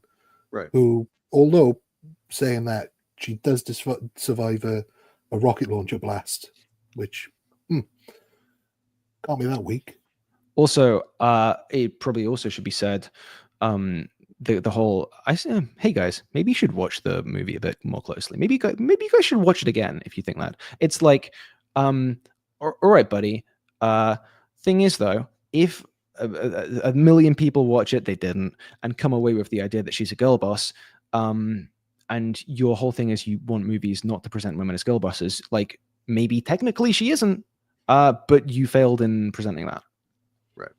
Oh shit, I need to change the title of my Prey video back. I changed it for a stupid joke in a group chat and it's still public. Have you guys seen the Instagram meme of the guys from Sweet Life of Zack and Cody? The little twins. Yeah, there's twins, like some stupid edit someone made of them, like a commercial they did, and that if any of you have got brain rot, go on Instagram and search up I crushed the alien. It's a stupid meme. And a few days ago, I changed this public video that's got thousands of views from Prey, how to kill an alien, to Prey, how to crush the alien. And I forgot to change it back. That's completely unrelated. Yeah, I mean, I think so, man. I think that's what he's trying to say here, which I guess he just forgot in many reviews. I'm confident that he's done of other movies. Right in the middle of the room. Most of them can barely even see or hear at this point, never mind fight, so that gives her a tremendous advantage. The other example... If you apply context to what actually happens in the film, then it's not as reductive as he says people were making it. Well, right. Interesting. It's interesting. Luckily, his fans never actually watch the film that he comments on, so they will be completely clueless about any sort of contextual explanation for girl bosses that he's called out. And I think over time, more and more of these guys' audience do not watch the films. You know what I mean? Like it's yeah, there's a drop off. I think that they generally they will just watch this content and think that they've seen the movie, essentially. I mean, there was that one Smud boy that was making videos back and forth with Edgier Now, who they had not seen what movie was that? Anyway, I forget the name of the movie, but it was the point stands. Yeah.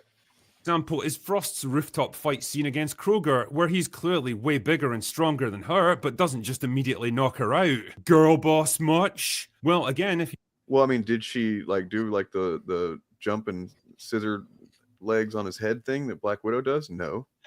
To be fair to her, that one punch clearly missed, and if we know anything from their coverage of the Echo Daredevil fight scene, that's fine. Indefensible. True.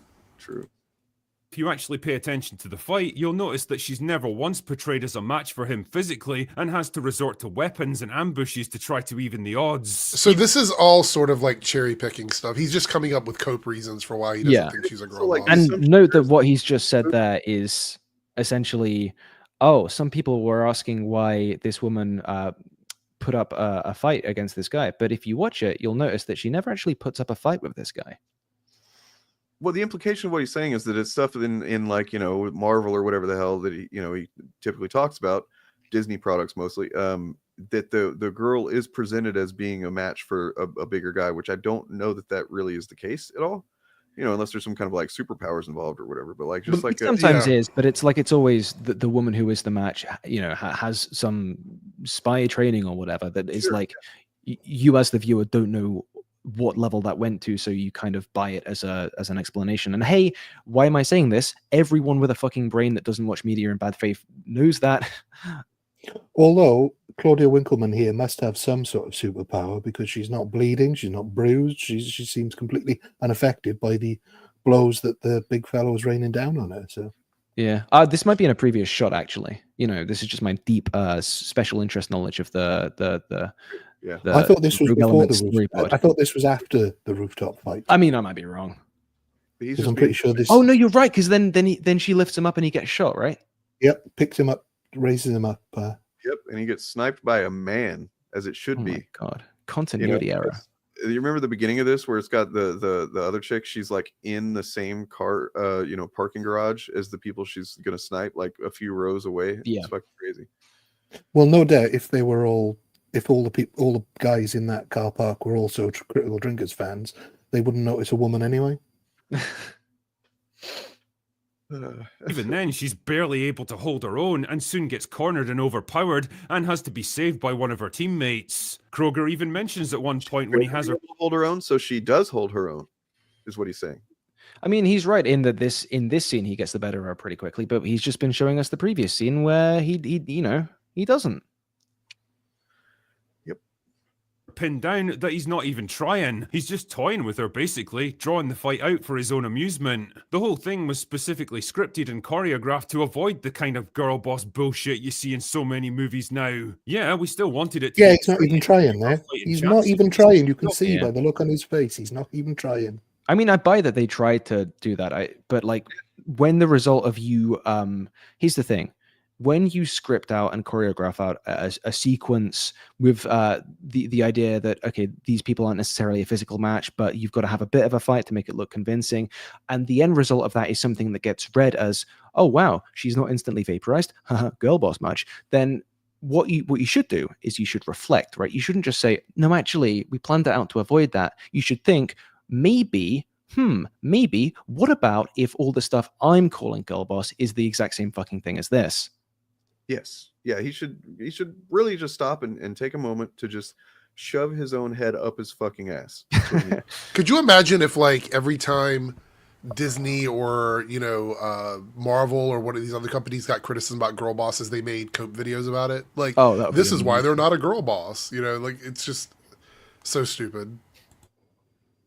also did what we could to make it somewhat believable. The other big criticism is that the script writing is just bad and unoriginal, like any other generic action thriller story. And this is actually an interesting one because it gets right to the heart of what we do with this movie. Yes, we absolutely could have produced some crazy experimental piece of surreal existentialism that 90% of the audience. Wait, is that the only two options? Just like yeah, no, it is. Or some kind of experimental. Those are the only two films that get made, Dane. Come on, you should be watching. Yeah, the films you either watch fucking Solaris or you're watching shit. What's an action movie? Mission Impossible. Those are the only two movies that exist. Which is why the movie we're currently watching is Mission Impossible, as we're all aware.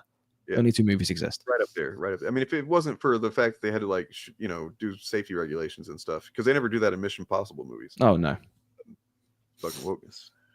Wouldn't even understand or have any interest in, but when you're taking your first shot at something like this, and more importantly, you're spending other people's money to do it, you're very much aware of the pressure and expectation that's on you. There's a time and a place to take wild creative risks and do something completely out of left field, but for us, this wasn't it. This was a time to play it safer and more conventional, and if people want to criticize... That's the spectrum right there, the two possibilities of film. I love this because obviously, as is immediately apparent to any living organism with ears, this is like the biggest fucking false dichotomy ever created, right? But then he's coming down on the correct side of that false dichotomy and just owning like, yeah, we went the generic route, and it's like, thank you for saying that. That's kind of that's not the end of it though, is it? Like, I don't think he understands that there's a difference between, like, when you go into a supermarket, you can either have the granola, or you can have Kellogg's cornflakes, or you can have Shop's own brand cornflakes. And what he's made is the Shop's own brand. Yeah. Yeah. And it's great because, like, when people are saying this, sorry, I want to circle back to the cereal conversation in a minute because I'm actually getting kind of hungry right now. But it's like, yeah, okay, it's generic. And then what, drinker? You know, the and then what is, where's the fucking difference between all the shit you complain about and this? But it's just gonna, he's just gonna cut it off at the we did a little generic. It's cool. Yeah, I mean, he calls other stuff bland. That's one of his favorite words, bland, uninspiring. Like, he says that about a lot of Hollywood films. And like the rest of the token criticisms he brings up here to kind of defang and take apart, like, he lops a section off, gives like a half-hearted, yeah, okay, maybe, if that's like your opinion, man, and then just sets it down. And it's like all of those were going somewhere. People who said those, that was never the end of the story, that this is the beginning of the criticism, and you're treating it like the entire fucking article. But speak your shit, do your shit. Sizes for that? Well, I'm happy to take that on the chin. All of this is to say that Rogue Elements for us was very much a first step. It was always going to be an imperfect first step, and in hindsight, it's easy to see where certain things could have been done differently, but ultimately, I think it achieved what we set out to do with it. It basically taught us how to make films, the things that work. What they set out to do. They set out to do this. This is like the guy who buys the $10,000 camera to like get into amateur photography. Yeah. No, this is like the guy who borrows his friend's money to do that. He buys a fucking just like a $12 or like a $7,000 fucking Les Paul. No, this is that guy. Those guys exist, and this is that guy for sure. Yeah, if I was going to learn how to make film, maybe I would have stopped the Kickstarter at 20,000. Yeah. He's just going through and looking at the feedback that he gets. He's literally just glossing over any negative criticism, and he's kind of just like shoving that over here in the corner. Out the easiest what do they expect me to do? Some kind of fucking and then creating a straw man out of that. But then he's zeroing in on anybody that's just like slurping his knob about how great these actors are or something, and he's like, oh, we're gonna get those actors back. And, except all of the actors back. Some of the actors sucked and they ruined the project because they were the problem, and everything I do is great, and they ruined the project. But we're gonna get them all back because they're all great. Are they getting the blonde chick back? I think he said at one point that they were getting the whole cast back. I don't know. Yeah, I thought the cast is back. Everyone had such a great experience on Rogue Elements that they were eager to come back. That's what what it is. It's just like how Tommy Wiseau bought like 2 different types of camera and everything to film the room and shit. You know what I mean? He had all this money and he had no idea how to do it. It's okay. The Anya actress isn't in any of the actually. Actually, the room is more enjoyable to watch. So, oh yeah, the room's a better made film than this. Well, and the things that could have been done better. And now that we have the opportunity to apply those lessons to what we do next, it seems silly not to make use of them. Anyway, this is my long and pretty rambling way of getting down my thoughts about this film, what I learned about it, and well, what I hope to accomplish next. And I'm sorry if I bored the arse off you, but if you're interested to learn a bit more about it, then there it is. I've learned nothing more about it. It does read like this was only made unlisted as a decision at the publishing stage. Like he felt like he made this thinking it was going to go out wider, right? Well, the issue he has with making it public is if that girl is coming back, she's going to see it. Yeah. And also drawing all his viewers' attention to the fact that this movie exists and isn't very good. And also, a lot of the criticisms that he dismissed easily were from people who actually support him. Yeah. Yeah, that's a tricky one. This is the face like everybody collectively makes after like watching Elements. It's just like, all right. Wait, there's a couple more seconds here. Let's see. But anyway, that's all I've he's got. just going to say his catchphrase. Yeah. Right. But based on that video as well, if the next ones are the same and are not the best films ever made, then what's the excuse going to be? Yeah, now there's no more, like, he can't keep using the same excuse. He says he's learned all these lessons, which means it is the a next one should be break better. glass in case of Although criticism. he has promised us it will be generic. So okay, there we go. Jack here with a $5 super chat over on my channel. Thank you, Jack. Filmmakers like Percy Jackson, John Waters, and many others started out making very low budget films, but the difference they made them with passion. Yeah, John Waters, I think the most expensive film he ever made, he had one studio back film in the 80s. I think it was the 80s. It was like it was like the ones that we have now. It was actually, I believe the budget was the same as Rogue Elements. I think it was like around $300,000 to make that movie. It was a studio back film, but all of his independent, like Pink Flamingos and all those movies that are historically like cult classics, cost him less than $20,000 to make. Jeez. So it just comes down to being smart about your budget. Like well, they probably weren't doing all that woke safety and health regulations. Oh stuff. yeah, probably not. Probably not. Yeah, look, it's not passion. They mistake their spite for passion. They think that they're passionate when really they're just driven by spite. You guys want to talk about passion? Like, hey, I don't know about you guys. I'm still getting comments on my Critical Drinker videos. I go on. Let me pull Studio up. Okay, this guy says, "Pillar of garbage. Your desperation for views is apparent. Quit going after critics who don't like movies that you do. Blah blah blah blah blah." So this is an accusation we all get, right? You're just doing this for the clicks. You're just doing this for the money or whatever. Despite the fact that someone like Critical Drinker occupies a very small chunk of our collective overs, right? But here's the thing. We're not chopping this up into little tiny, we're not, this whole stream is not going to be 8-minute mid-roll monetized clips. Maybe a few of them go up, but we're not milking this. I could do any number of videos going over the stuff we've talked about here on my channel, and I could earn a good fucking bag for those. I'll tell you that much. But no. We're here. We're live streaming for you, the people, breaking this shit down, because we're not fucking professional haters. We're in it for the love of the game. My channel is literally passion. I will definitely upload, some of this onto my channel in a couple of days, but it's not going to get any ad revenue. Grifter. So. Oh my god. Totally. Well. I thought I respected you. Yeah, you're clearly just doing it for the fucking clicks. I don't know why you did that. I don't respect myself, so. So let's take a look at the Kickstarter again real quick. The Kid Puncher, as I call it. So I noticed here that it does say everyone was excited to come back, but I think that just means everyone of the people we're talking about here, because again, there is no mention of future plans for that Anya character. Yeah, well, broads aren't anyone; they don't count. Yeah. I can tell you as well, that's marketing, because I know people that make films and these actors that they've got and the crew they've got, you pay them and they'll come. Yeah. Pay them and they don't have a better offer, they'll be there. They'll be eating the what's it called? Like craft catering, is that what it is? Yeah, well, according to him. Oh yeah. They had the £30,000 catering for these guys. Yeah, they're probably eating pretty good. I can't believe they just they're literally just listing Mahler with his stupid capitalized L in the middle of it and everything. Like, fucking come on. And they So do we have to deal with Mahler learning how to do something? Is that the next thing? Is that when Mahler I think does we'll it, it's have like to he was learn learning a little something? bit more blame it on not learning how Mahler's to do first something. time writing a script, so that's why it's bad. You know, he's never done anything short before, so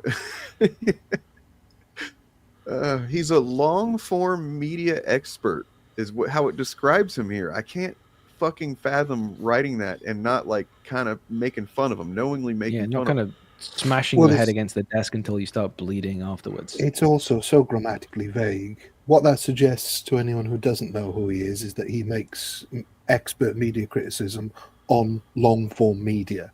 Yeah. Not that he makes long videos about films he doesn't like by nitpicking everything.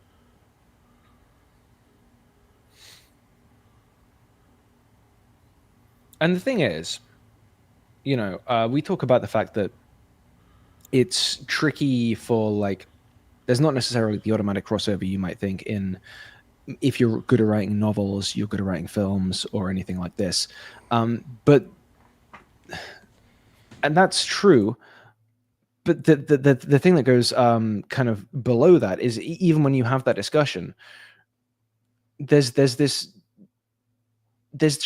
idea of good writing, right? And these guys traffic in it a lot. But as any of it's hard to even go from one type of creative nonfiction writing to another type, right? If I went from writing YouTube video essays to trying to submit pieces for journals, that'd be tricky. Equally, it gets so much trickier when you try and cross over from something like creative nonfiction to any kind of fiction. It's hard to write a short story or a novel if you don't know what you're doing. And the way this is kind of just skating across these false equivalencies of hey, it's just good writing, guys. It's not that hard that these guys have been laying out. It's a sight to behold. Yeah. Just the hand-waving away is bad writing to the degree that they do, and then getting this granular about defending his little fucking piece of shit short film. Yeah, it's definitely it's a trip. I mean, fundamentally, when writing fiction, it's a bit like time travel. Everything you do in one scene has a potential to have a knock-on effect to everything that happens in the next scene. And most people don't focus on every little thing. Most people will ignore things like continuity errors because they largely don't matter. They're a bit of fun to poke at, but they don't matter unless they're glaringly obvious. But this is why I think that the structure that he's chosen to go for his short seems to basically have no plot. Yeah. It seems to be just two people talking in a room, which I'll be comparing to Pinter because Pinter was an expert at that. Pinter. Yeah, I reckon this guy's got the dumb waiter pipped. Mahler is going to be the second coming of Harold Pinter. I'm calling. I did think, wouldn't it be hilarious if he's ripping off the dumb waiter because he thinks it's not very well known, and so he's just going to lift it verbatim? That would be funny. That'd be the funny ending, yeah. But if there's no plot, if it is just two characters talking, then it doesn't matter what they say because you can always put it down to unreliable narrator. If there's a continuity error or if there's a plot hole, that's just what that character says. That's not what really happened. So yeah, I think he's going to spend more time making sure that there are no plot holes than he is actually delivering anything good because it could go any number of ways, and we could spend the whole night poking holes in what is likely to be the result here. But I don't think we need to, because I feel like these guys will poke them holes themselves. Yeah. Yep. I mean, I guess I just don't understand how did Mahler even how did that come up? How did they decide? I mean, I guess what name value. Hey, what's Mahler doing here?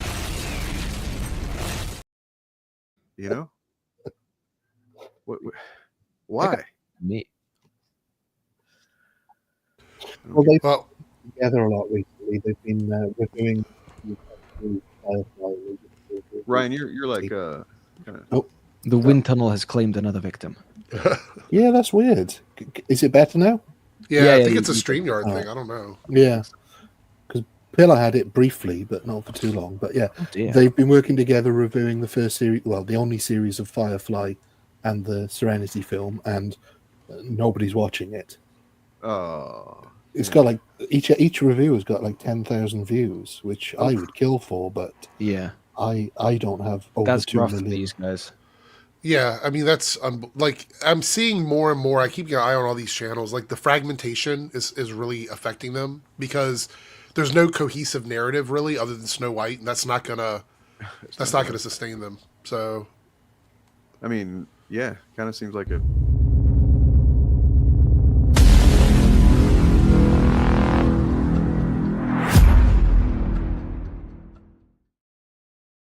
That's true. True facts. There's only so long you can do kind of anti-woke CPR on Snow White's rotting core. Yeah, I mean, unless like Disney said, like that hit piece on her gave them like so many more videos. They made so many more videos after that came out. But I'm actually losing my voice now, so I'm gonna jump out of here. But I will see everyone later on. I feel like I'm not gonna be able to talk much longer. Yeah. So, yeah, get some rest, man.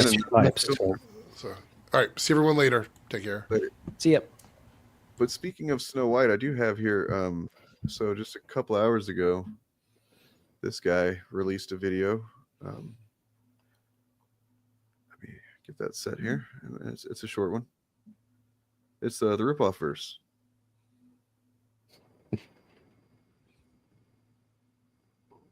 Oh, come on. How can it?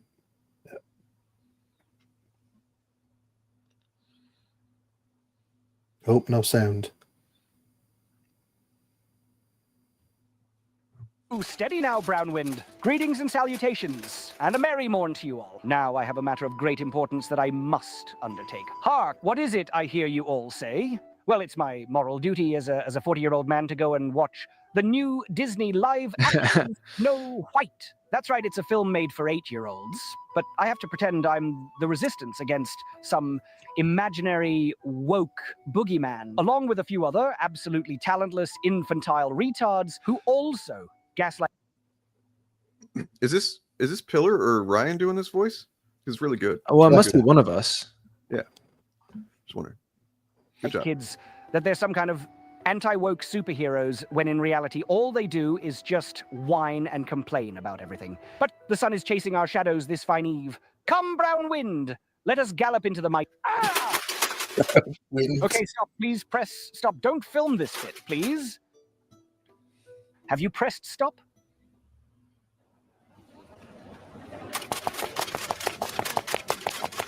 Aha! Found you! Where's all the other men?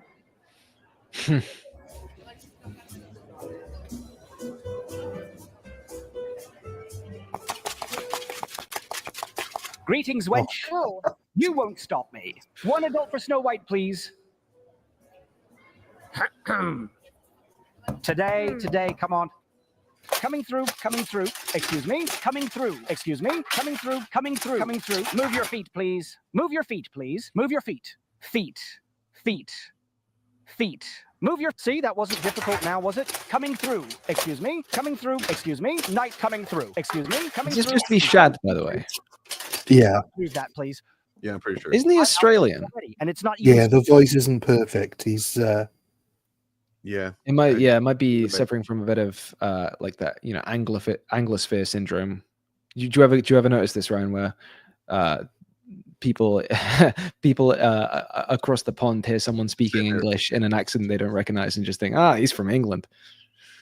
Yeah, happens a lot. Although, I mean, we can talk about this later, but I think this is like an AI voice. Oh, generally. okay. Yeah. But it's just not very it's far better for the other characters that this guy does. He gets pretty good ones. You know, I've heard way better AI imitation filters than this. Have you seen the one with Bob Chaos that he did with Eric July? There's one of those. I think what is it recreating their debate about the legacy characters? Yeah. About mainly about Amazing Fantasy 15. He's just asking repeatedly if he's ever read it, and he's like, yeah. So oh yeah, that one. Yeah. Started. Okay, I don't know how I'm going to make it through this. Here we go. I'm outraged already. Look at that! The expectations these characters have, it's just unrealistic. I feel sick. All you have to do to make This is hell! I have to push through. I'm so offended. voice will carry through and bring that dream to you. If you dissect a relationship like that, you'll find that the human condition works structurally on a much more emotionally sophisticated trajectory. This is shocking. This is not 100% exactly the same as the original 16th century telling of the story. I like sing song. No, you're not allowed to like it. Daddy. Every atom of my soul is outraged. That dream to you. I like the dancing. No, you don't like it. Ooh, you just wait until I tell other 40-year-old men how offended I am about this. That's him, Daddy. Is it now? Right, come here, you weirdo. No, stop! Galadriel, save me! Ah! Well, I have to say, I am utterly disgusted with this children's film. The true complex nature of what one would obviously know to be the one and only telling of Snow White. Whoa! You hooligan! You kids today, you'll never grow into accomplished, mature adults. Okay, gay video. I'm 45 years old. I see Disney Snow White on my own, and here's a pathetically infantile and performative video about how it hurt my feelings. Damn it! I'm so damn angry about freaking Snow White.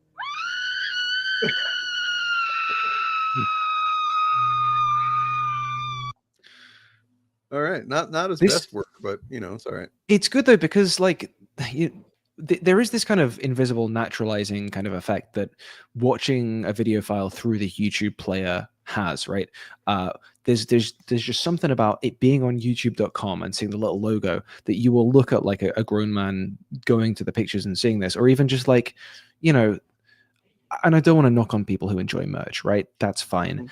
Like the way like a 50-year-old man will sit in front of like walls and walls of fucking Funko Pops or whatever, and like, hey, it's I'm not saying that's bad. I'm just saying it turns into nothing. Ah, there you go. No, but like, point being, like, your space has personality, but it's not like a kind of synthetic sort of terrarium of like fanhood that you're kind of latching onto. And I just mean, we will look at Nerdrotic's set and we won't see this is a set. We will look at these people going to the cinemas and just kind of see through that and just look and see the kind of narrative they're presenting. And there's a funny way in which these kind of rip-off verse type puppet things, in taking that, in distorting it even further, in just making them little felt guys running around, it kind of cuts through that, kind of doubles back on itself, you know? Yeah, because there's like a certain amount of lag with being growing up on television where you understand that everything is illusion from a relatively young age. But with YouTube, when it first started, certainly, it was all pretty raw and pretty real. None of it was stage managed. And so that sort of hangs over. I mean, like the Brett Cooper set, which was a set made to look like a bedroom, but was a set. It's that you can't tell what's authentic and inauthentic anymore. Yeah, true. Whereas whereas my Funko Pops are completely authentic. Oh yeah, they are. They're the good ones. They're not all mine. Most of those ones are my partner's, and she likes them. So yeah, and like there's a difference between having some Funko Pops and like the backdrop of the version you present to yourself, the version of yourself you present to the world, like just being this kind of so constructed reality. You know what I mean? Well, it's like fucking Eric July is one of the most glaring examples to me, and I think other people have noticed it too. But like, I think Eric DeBunks was talking about it recently. But so the stuff that he used to, not now because he's got all his Rippaverse, bullshit behind him on his set now, but like earlier on in his YouTube career, all of his Marvel and DC stuff is like the shit you get at like Walmart or Target. Yeah, you know what I mean? Where it's like typically, people that I know, myself included, like that have been fans of this stuff for a long time, you actually try to go for stuff that you can't just pick up anywhere. And it's all just like the exact items that you can literally just go spend $50 at Walmart to fill up the wall behind you. Same for Nerdrotic. His earlier stuff, when he was just in a room, like he had like shelves and cupboards and things in there with just stuff in, and it was authentic.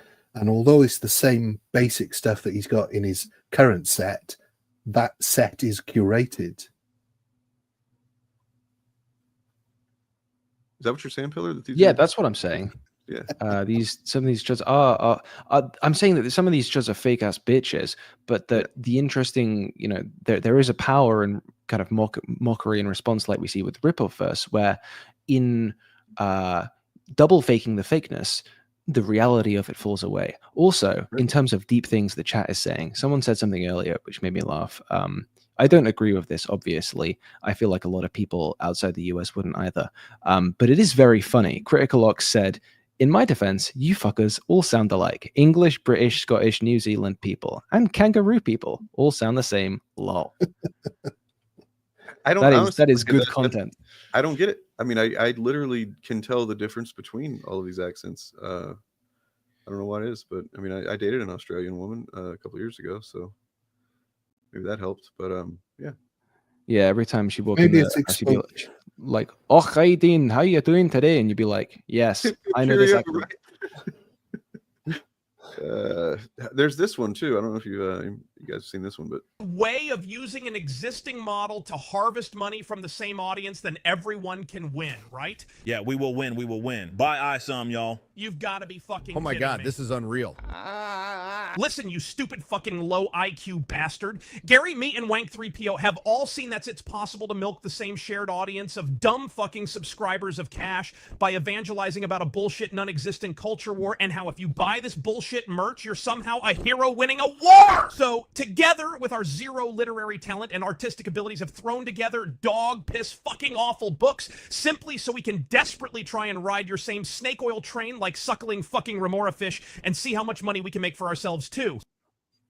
yeah, that's a pretty good voice actually. That's spot on. Yeah, have you seen the one where they go to a con? Maybe. It starts off with Eric having a nightmare about them going to a con, and the whole gang is there. Their version, rip-off versus version of Critical Drinker, is Chef's Kiss.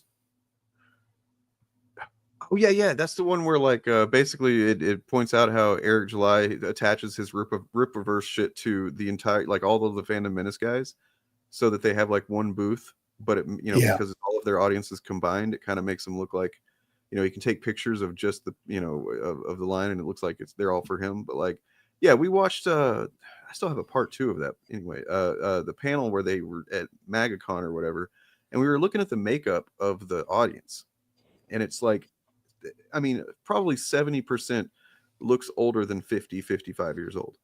And then there's of course only like 5 women in the whole thing, and it just becomes clear that like if you can't at a big con in Florida can't have mostly younger people, then you're not really any kind of tastemaker or anything, right? Like you don't have your finger on the pulse of anything. You're just grifting off of lapsed. Yeah, you got your finger on the pacemaker. Yeah, exactly. But then I think that's what a lot of the grievances of their audience come from. It's coming from being sadly classed by like advertisers basically as no longer being relevant and no longer being pandered to. If you've been pandered to up until you're like 40 and then that tap switches off. Abe Simpson syndrome. Yep. That's it. What else do we have we're going to talk about today? Well, I mean, I guess it's just worth pointing out that it doesn't even look like that Daily Wire, the conservative Snow White that they all championed whenever that teaser dropped, it's going to destroy. I mean, it looks like actually Disney's is going to destroy that one. So, no. Yeah. That doesn't sound right at all. I was assured that would not be the case. Right. Don't you remember this century's Frost Nixon when Shapiro met Jordan and Will Jordan, that is. The drinker was certain that he was going to see a battle for the ages as Daily Wire took on Disney. Yeah, exactly. He's not that type to make shit up. So, actually, did see something about, speaking of a Jordan, Jordan Peterson losing his shit because I guess something relating to the Daily Wire. But I don't know if it's clickbait. I haven't watched it yet. I don't want to click on something, make you guys watch it, and it's not really what it presented itself to be. Also, Jordan Peterson losing his shit. I feel like as the years have gone by, that's become less and less of a kind of newsworthy item. You know, it's not so novel. It's yeah. Anyway, yeah. What do you guys got going on? Any content coming up you can talk about, Pillar? Yeah, I got some stuff. I tell you what. Today I worked on 4 separate upcoming videos. So like, yeah, uploads have slowed down a bit, but I'm kind of trying to. There's stuff going on. I polished off the first draft of a script, which I actually think Chariot might be given it a look over because it's getting into some theoretical territory. So, yeah, I asked the favor there, and that'll be out at some point. I think. Here's the thing. Not to gas myself up too much. It might be the best video I've ever written. Whoa. So yeah, keep an eye out for that. Soon afterwards, I will be releasing a very fucking long Marvel bad video. I'm actually cashing out of this whole anti-fan thing, and I'm gonna throw my lot in with them. MCU bad. Hey, maybe it'll even be because of wokeness. Who knows? But no, a video about Brave New World kind of not being fantastic, and it's kind of an analysis of where the MCU is at right now. And then that's going to have a Patreon exclusive kind of accompaniment video talking about how the Daredevil show that's coming out at the moment is kind of the counter example there, and is kind of good. And very, I think, yeah. And after that, early draft. Just let me finish shilling for just 1 second here. Video coming out. I'll just give you guys the title. We're going to build some hype. The Collapse of Civilization (brackets 7). Oh, so just like pretty good title. Shit. Well, it's about related. It's about. Imagine if the 7th game in the Civilization game series was also kind of unintentionally a kind of mirror to the perma-crisis we're all living through. Wouldn't that make for a fun video essay? That would be. It'd be good. Yeah. I'm kind of stuck on the this anti-MCU content that you're starting to make, because it seems like every progressive kind of a YouTuber leans that way eventually. I guess. Hey, what can I say? Rent's due. Right. Well, no, I just in order to you'll have some nuanced things to say, and I definitely don't think that the MCU is the most awesome it's ever been right now. So. Although I will say, to defend Brave New World, have you considered that it had both not enough money and too much money? Well, yeah, it could be that old chestnut. I didn't actually think about that one. Yeah. Well, they only had generic on purpose, or something like that transcends filmmaking. And there's probably also like the woke lifeguards, because there's a big section of that movie, spoiler alert, that takes place kind of in the ocean. So imagine all the fucking woke lifeguards they would have had to hire for that. Plus, there's that one fucking couldn't say her lines. Oh yeah. From my understanding, it was a choice between making another Captain America film or making the Captain America Does Jacob's Ladder. Which, you don't think about it, would be really interesting. No, that's actually also that's why the Israeli character got cut down so much. It wasn't because of the genocide or any of that shit going on. It's just because Shira Haas just couldn't remember her monologues. It just sucks, man. And what do you think about the Spider-Man movie news? That's pretty exciting, right? No, I didn't know about it. I didn't either. Like, I wasn't even certain until just a little while ago, like while we were on stream, that it is real, because they announced it like several hours before April Fool's Day. It's just at this point, it's just a title and a director, though, right? Yes. Yeah. But I mean, that's that. But then also, based on the title and what I think Tom Holland is quoted as saying some stuff, that essentially it is what the ending of No Way Home sets up. That so he's just like basically the Spider-Man that we are familiar with, not the one that's like in Tony Stark's pocket. And okay, well, as long as it's not half the film full of multiverse bollocks. Not to say that I didn't like No Way Home, but as long as half the film isn't that. Hey, I'm on board. Let's go. Spider-Man WW forever in chat, guys. Let's get it trending. So which one of you here on this panel today said that no one cares about his projects? Which one of you said that? One of you must. Yeah, none of us said that. We know he's got cash cows. Yeah. Well, one of us must have, because Sean B's saying it. He wouldn't say this. What is it? I mean, it would just be like coping and just like lashing out. I think we've said that like a small portion of his audience, relative to the ones that get on board with the media bad shit, have actually watched that first film. Yeah. But that's kind of just looking at numbers which exist. Yeah. Yeah, I mean, we should have mentioned that his original one was 20,000 that he asked for, and then he got 10 times that amount. I don't think we mentioned that enough. No, probably slipped through the cracks.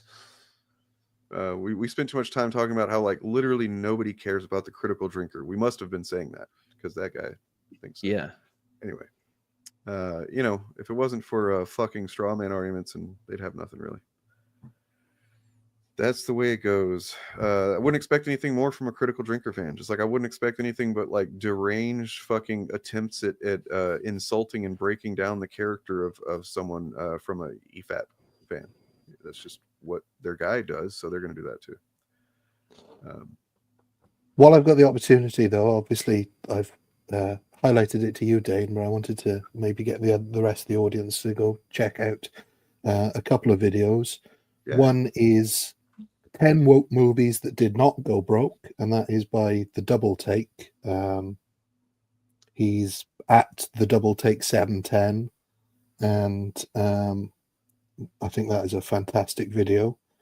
And the other one is about Rogue One, which Pillar Garbage might be interested in, because I think it's fantastically well made I've as seen well. they shared a few places. Yeah, it's on my watch later now. The documentary thing. The myth. Yeah, the myth that Rogue One shattered. Yeah, it's really well made. It's yeah. So this guy had a very big gap in his video production, but has put in a call to action with his latest one for people who are fed up of people calling everything woke and going broke. So that's a really good video. Damn. And he hates Jordan Peterson. So yeah, win-win. There you go. But yeah. So Artor, ARTORR is the other one. That's The Myth That Rogue One Shattered. It's fantastically well made. He manages to basically extol the virtues of Rogue One by also taking you through the plot, and the editing is fantastic in it.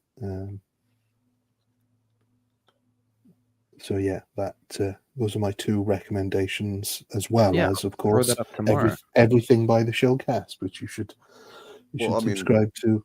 All of these folks. Media makes some really great content if you just want to not think about these pieces of shit that we talk about a lot. And hey, if you guys are looking for a movie rec that is really good, except for the amount of money that it had and the dialogue and the action sequences, because all of these things are, they are good, but that you have to be a good watcher to understand them. And there was supposed to be some explanation at the end, but that kind of didn't make it in. Blah blah blah. Hey, got a movie for you. Mm-hmm. And some more coming, apparently. Yeah, a few more. Dietrich Cinematic Universe, baby. Now, guys, that's why Mahler has a job writing a movie, because of meritocracy. That's where we're at. Right? Yeah. I think so. And I'm gonna have some stuff coming out over the next couple of days. And one of them actually is going to be the one that I've been promising for over a week now, which is a Nerdrotic compilation. It's going to be just swell. And it's going to not just be like a bunch of clips just jammed back to back. It's actually going to be, I'm going to be doing a thing with it. Okay. And I'll give you guys a hint.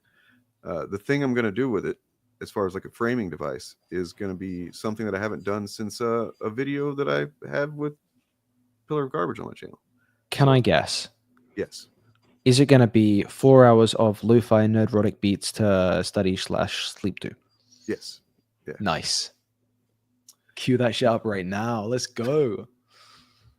I have been working on music though, so I've got like several fucking songs that I just need to start recording some vocals to. But that's big. Yeah. I mean, I'm jealous. I went to turn my amp on the other day and it didn't turn on. What? Yeah. What kind of amp is it? It's a Vox AC15. Okay. Is it old? It's one of the. It's not like old. It's like when I bought it. It was when I bought it like like probably like 8 years ago now. It was kind of newish. It was secondhand, but it was like newish. It's not like retro or anything. But yeah, doesn't work anymore. So I guess that was all she wrote.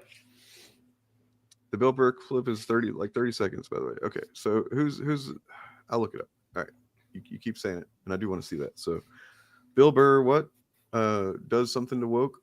Because when I want to show you, I tried to look it up earlier briefly, and like I looked up Bill Burr and woke, and it's insane how different the content about Bill Burr and wokeness is.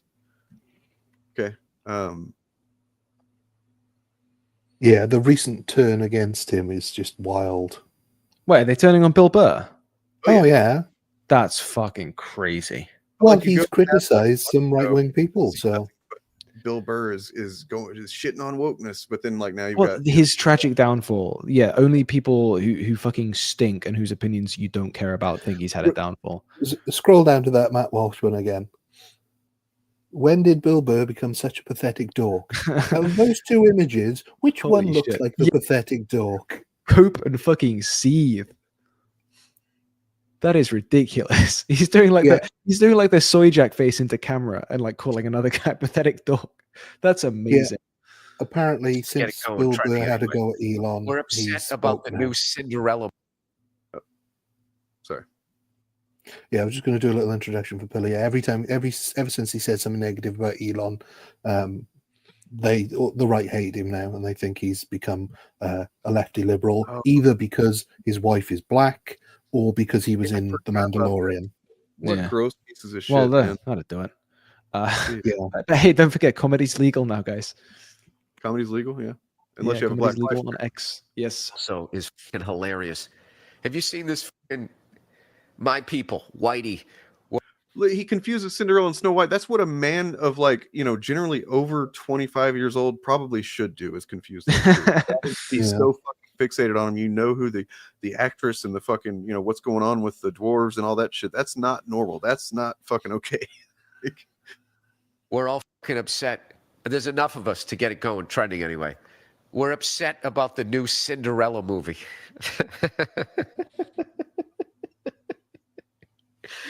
The actress playing Cinderella isn't white.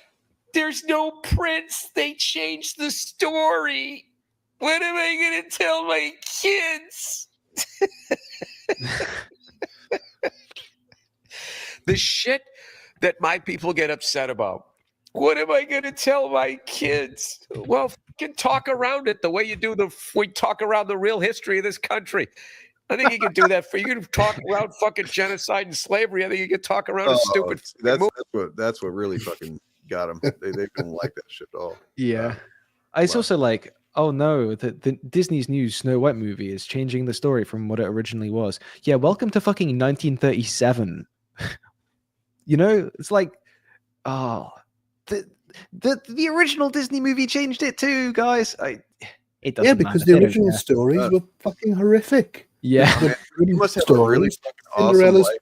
You Jonas, you've got an awesome life. I just know it. You've got a lot of fucking friends, and there's a good kind of quick check you can always do in any situation, which is that if you find yourself using the acronym TDS, in any context with any degree of sincerity, you should at that point be touching grass. Like you should be putting your device down, and you should be touching grass, and then you should be finding a really deep puddle, and then getting some concrete fucking shoes, baby. Sorry. In Roblox. Yeah. Roblox. Also, that guy probably doesn't know that his wife is a Wall Street trader and makes millions more than he ever did. Gold digging whore, though, right? Yeah. I mean, I did make that up, but then if we're just making up any old shit, then why not?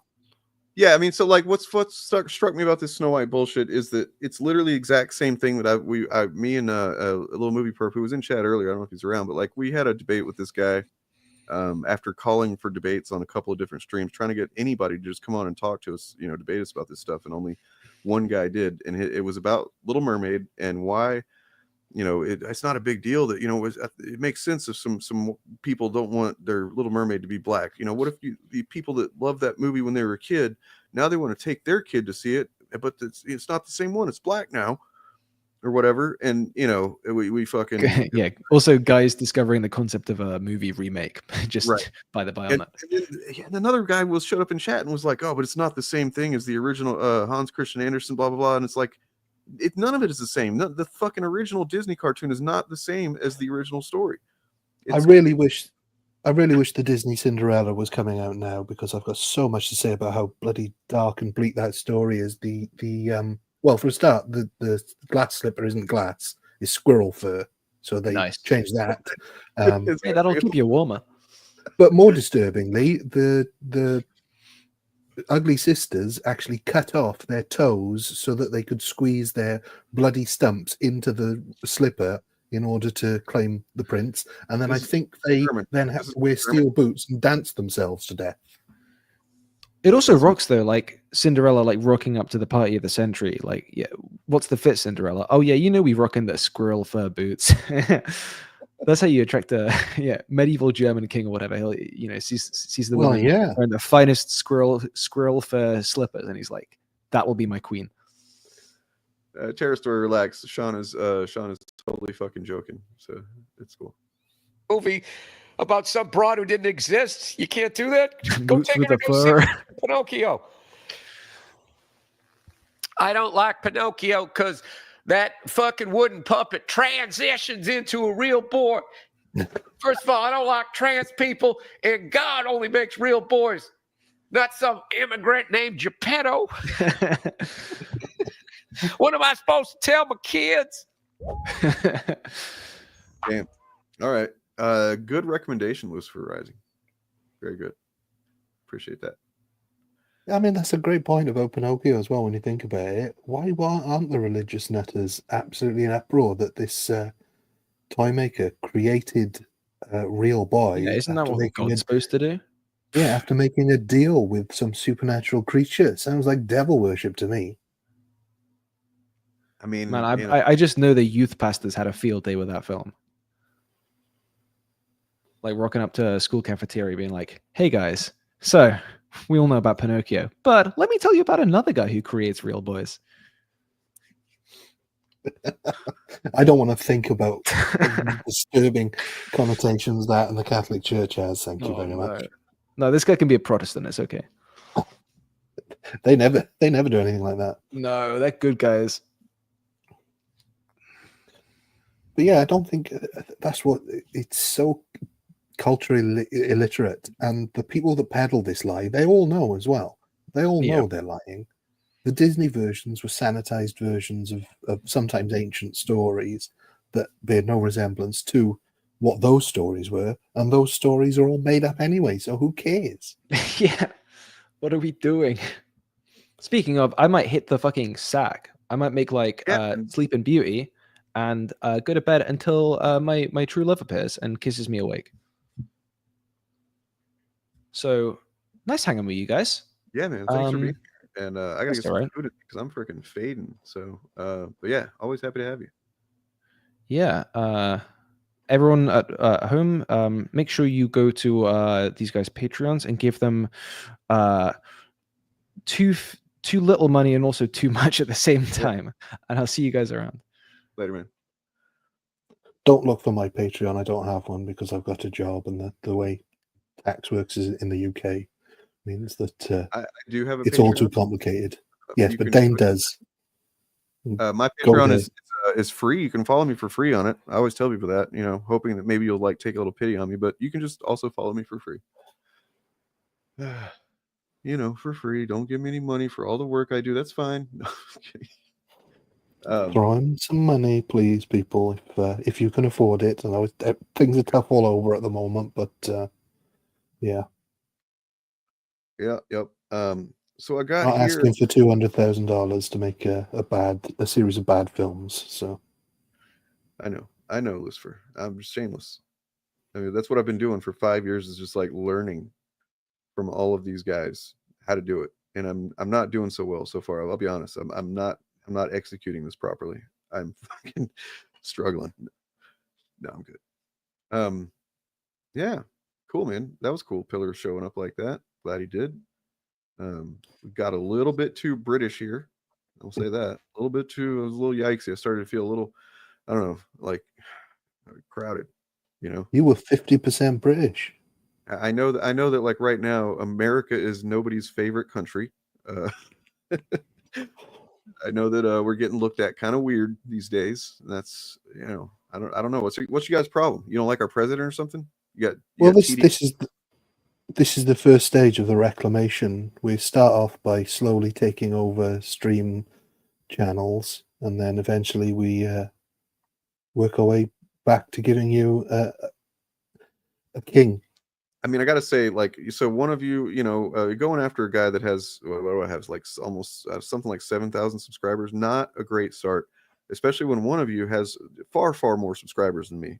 Like, it just seems like I don't know, you're not netting anything there. You're just kind of But then I've got far less. So I mean, between myself and Pillar of Garbage, we've got 50,000 subscribers each.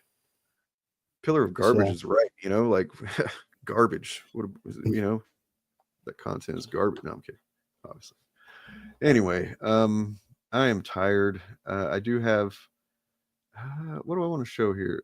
We can either show on the way out the door. I got a 4-something minute clip of me and Bob Chaos talking about Mahler and Drinker and YMS, I think, and Blade Runner. Yeah, definitely go out on that and check out their video on that Mahler Nerdrotic infighting. This is an outtake from that. It was kind of an aside that we did in the middle of that, where like I had no idea that apparently YMS was friends with EFAP at one point. I knew that he went on their show, but like I didn't know that they were like kind of cool with each other before that point. Apparently they're not now. He recognizes that they're full of shit because they are. And of course, Mahler might be writing the best short film anybody's ever seen. Point yes, and maybe I'll be proven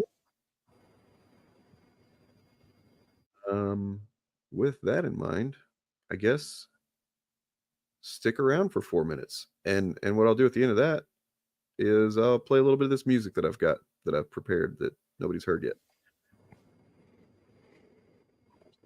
Probably tomorrow, my voice is like 10% better, and then I might have a new song by the end of the week. We'll see. Ryan, Nothing But Media, fucking kill it. It's been a pleasure. It's probably late for you as well, so you should probably get some rest. And yeah, man, I am tired. All right, here's this. Also worth noting, the second YMS criticizes Critical Drinker, they bring him on to EFAP. Yeah. And, last time I heard it sounded like YMS was kind of done with their friendship after that. Wait, who was YMS friends with? EFAP. Well, before. He is? Before, not is, was. Not oh, I didn't know that he was ever friends with him. I thought that he. Yeah, no, he considered he considered them friends, which is why, like, he kind of pseudo defended them for a little bit, and then they essentially you can watch the EFAP. They essentially invited him on to say you're wrong about Critical Drinker, and then I know I covered it on live stream, but like there are moments where you're watching that and you can see YMS is putting the pieces together, where he's like, oh, you guys aren't remotely honest. You're just like spitting shit to, selling propaganda, essentially, is what he was realizing. I think later in a different stream that must have been somewhat related, because I did watch it. He commented about essentially realizing that they're more about defending certain people than actually like saying the right thing. Right. Yeah, you got to have. I mean, you must have the correct opinion with the EFAP crowd, right? Mm-hmm. Like, we've literally, it's been a while since we dealt with this shit. But like, what was his name? Dude that he came on and talked all about the inner workings of EFAP with this. Oh yeah, Southpaw. Yes. Like how their friendship kind of like deteriorated over essentially just opinions of movies and shit. And like, they just take it so fucking seriously, and you know, Mhm. it does too, but he takes it so seriously in like a different direction than they do, in somewhat of a more I guess just better analysis, even though it's still more or less based on the kind of it's got one foot in the objective analysis bullshit, so it's still pretty stupid. But Yeah, well, I mean, I mean, that's part of the issue with how Mahler and the EFAP crew present things, because it's all in this objective framework. Oh, well, if you like this thing that's objectively wrong, you know, it makes it almost feel like that's some sort of moral failing or some shit, yes, and it's that's not. definitely the logical assumption of talking about stuff like that is that there's, you know, going to be something wrong with you if you enjoy something that's they think is objectively bad, or vice versa. Yes. And that's why I fucking have a problem with it, you know? Like, Yeah. It's something we that's extremely fucked up. probably even agree on like a lot of stuff that they think is objectively good, and I just think is like amazing content or whatever. You know, just there's problems that come from that stuff. But yeah, we've talked about this a lot. It's just been a while. Yeah. Yeah, just something, because it's come up before, is Blade Runner 2049 came up in YMS's and EFAP's conversation. And essentially, EFAP's point was, it was pretty much all three of them are like, it's so boring we couldn't even get through it. And YMS was like, I loved that movie. What the hell? Jesus Christ. There was a time whenever I would have probably felt that way about that movie when I was much younger.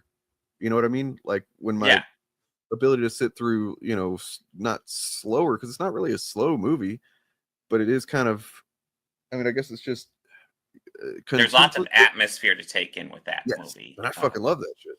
Yeah. Yeah, I mean, it kind of just exposes that they don't have an appreciation even for the atmospheric, you know, amazingness of the first Blade Runner. If you can't even enjoy that in that one, and I think it's safe to say the second one is better than the first one overall. I 100% agree. The first one, yeah, absolutely. It far, like, it's amazing that it had such an impression, left such an impression on film and sci-fi aesthetic and stuff like that, because the plot is ass. He's essentially a cop or detective that just kind of stumbles into his job throughout the movie. Really, I mean, I'm not even convinced he's the good guy at the end, because towards the end, I'm really rooting for Rutger Hauer. Yeah, well, I mean, fuck yeah, absolutely.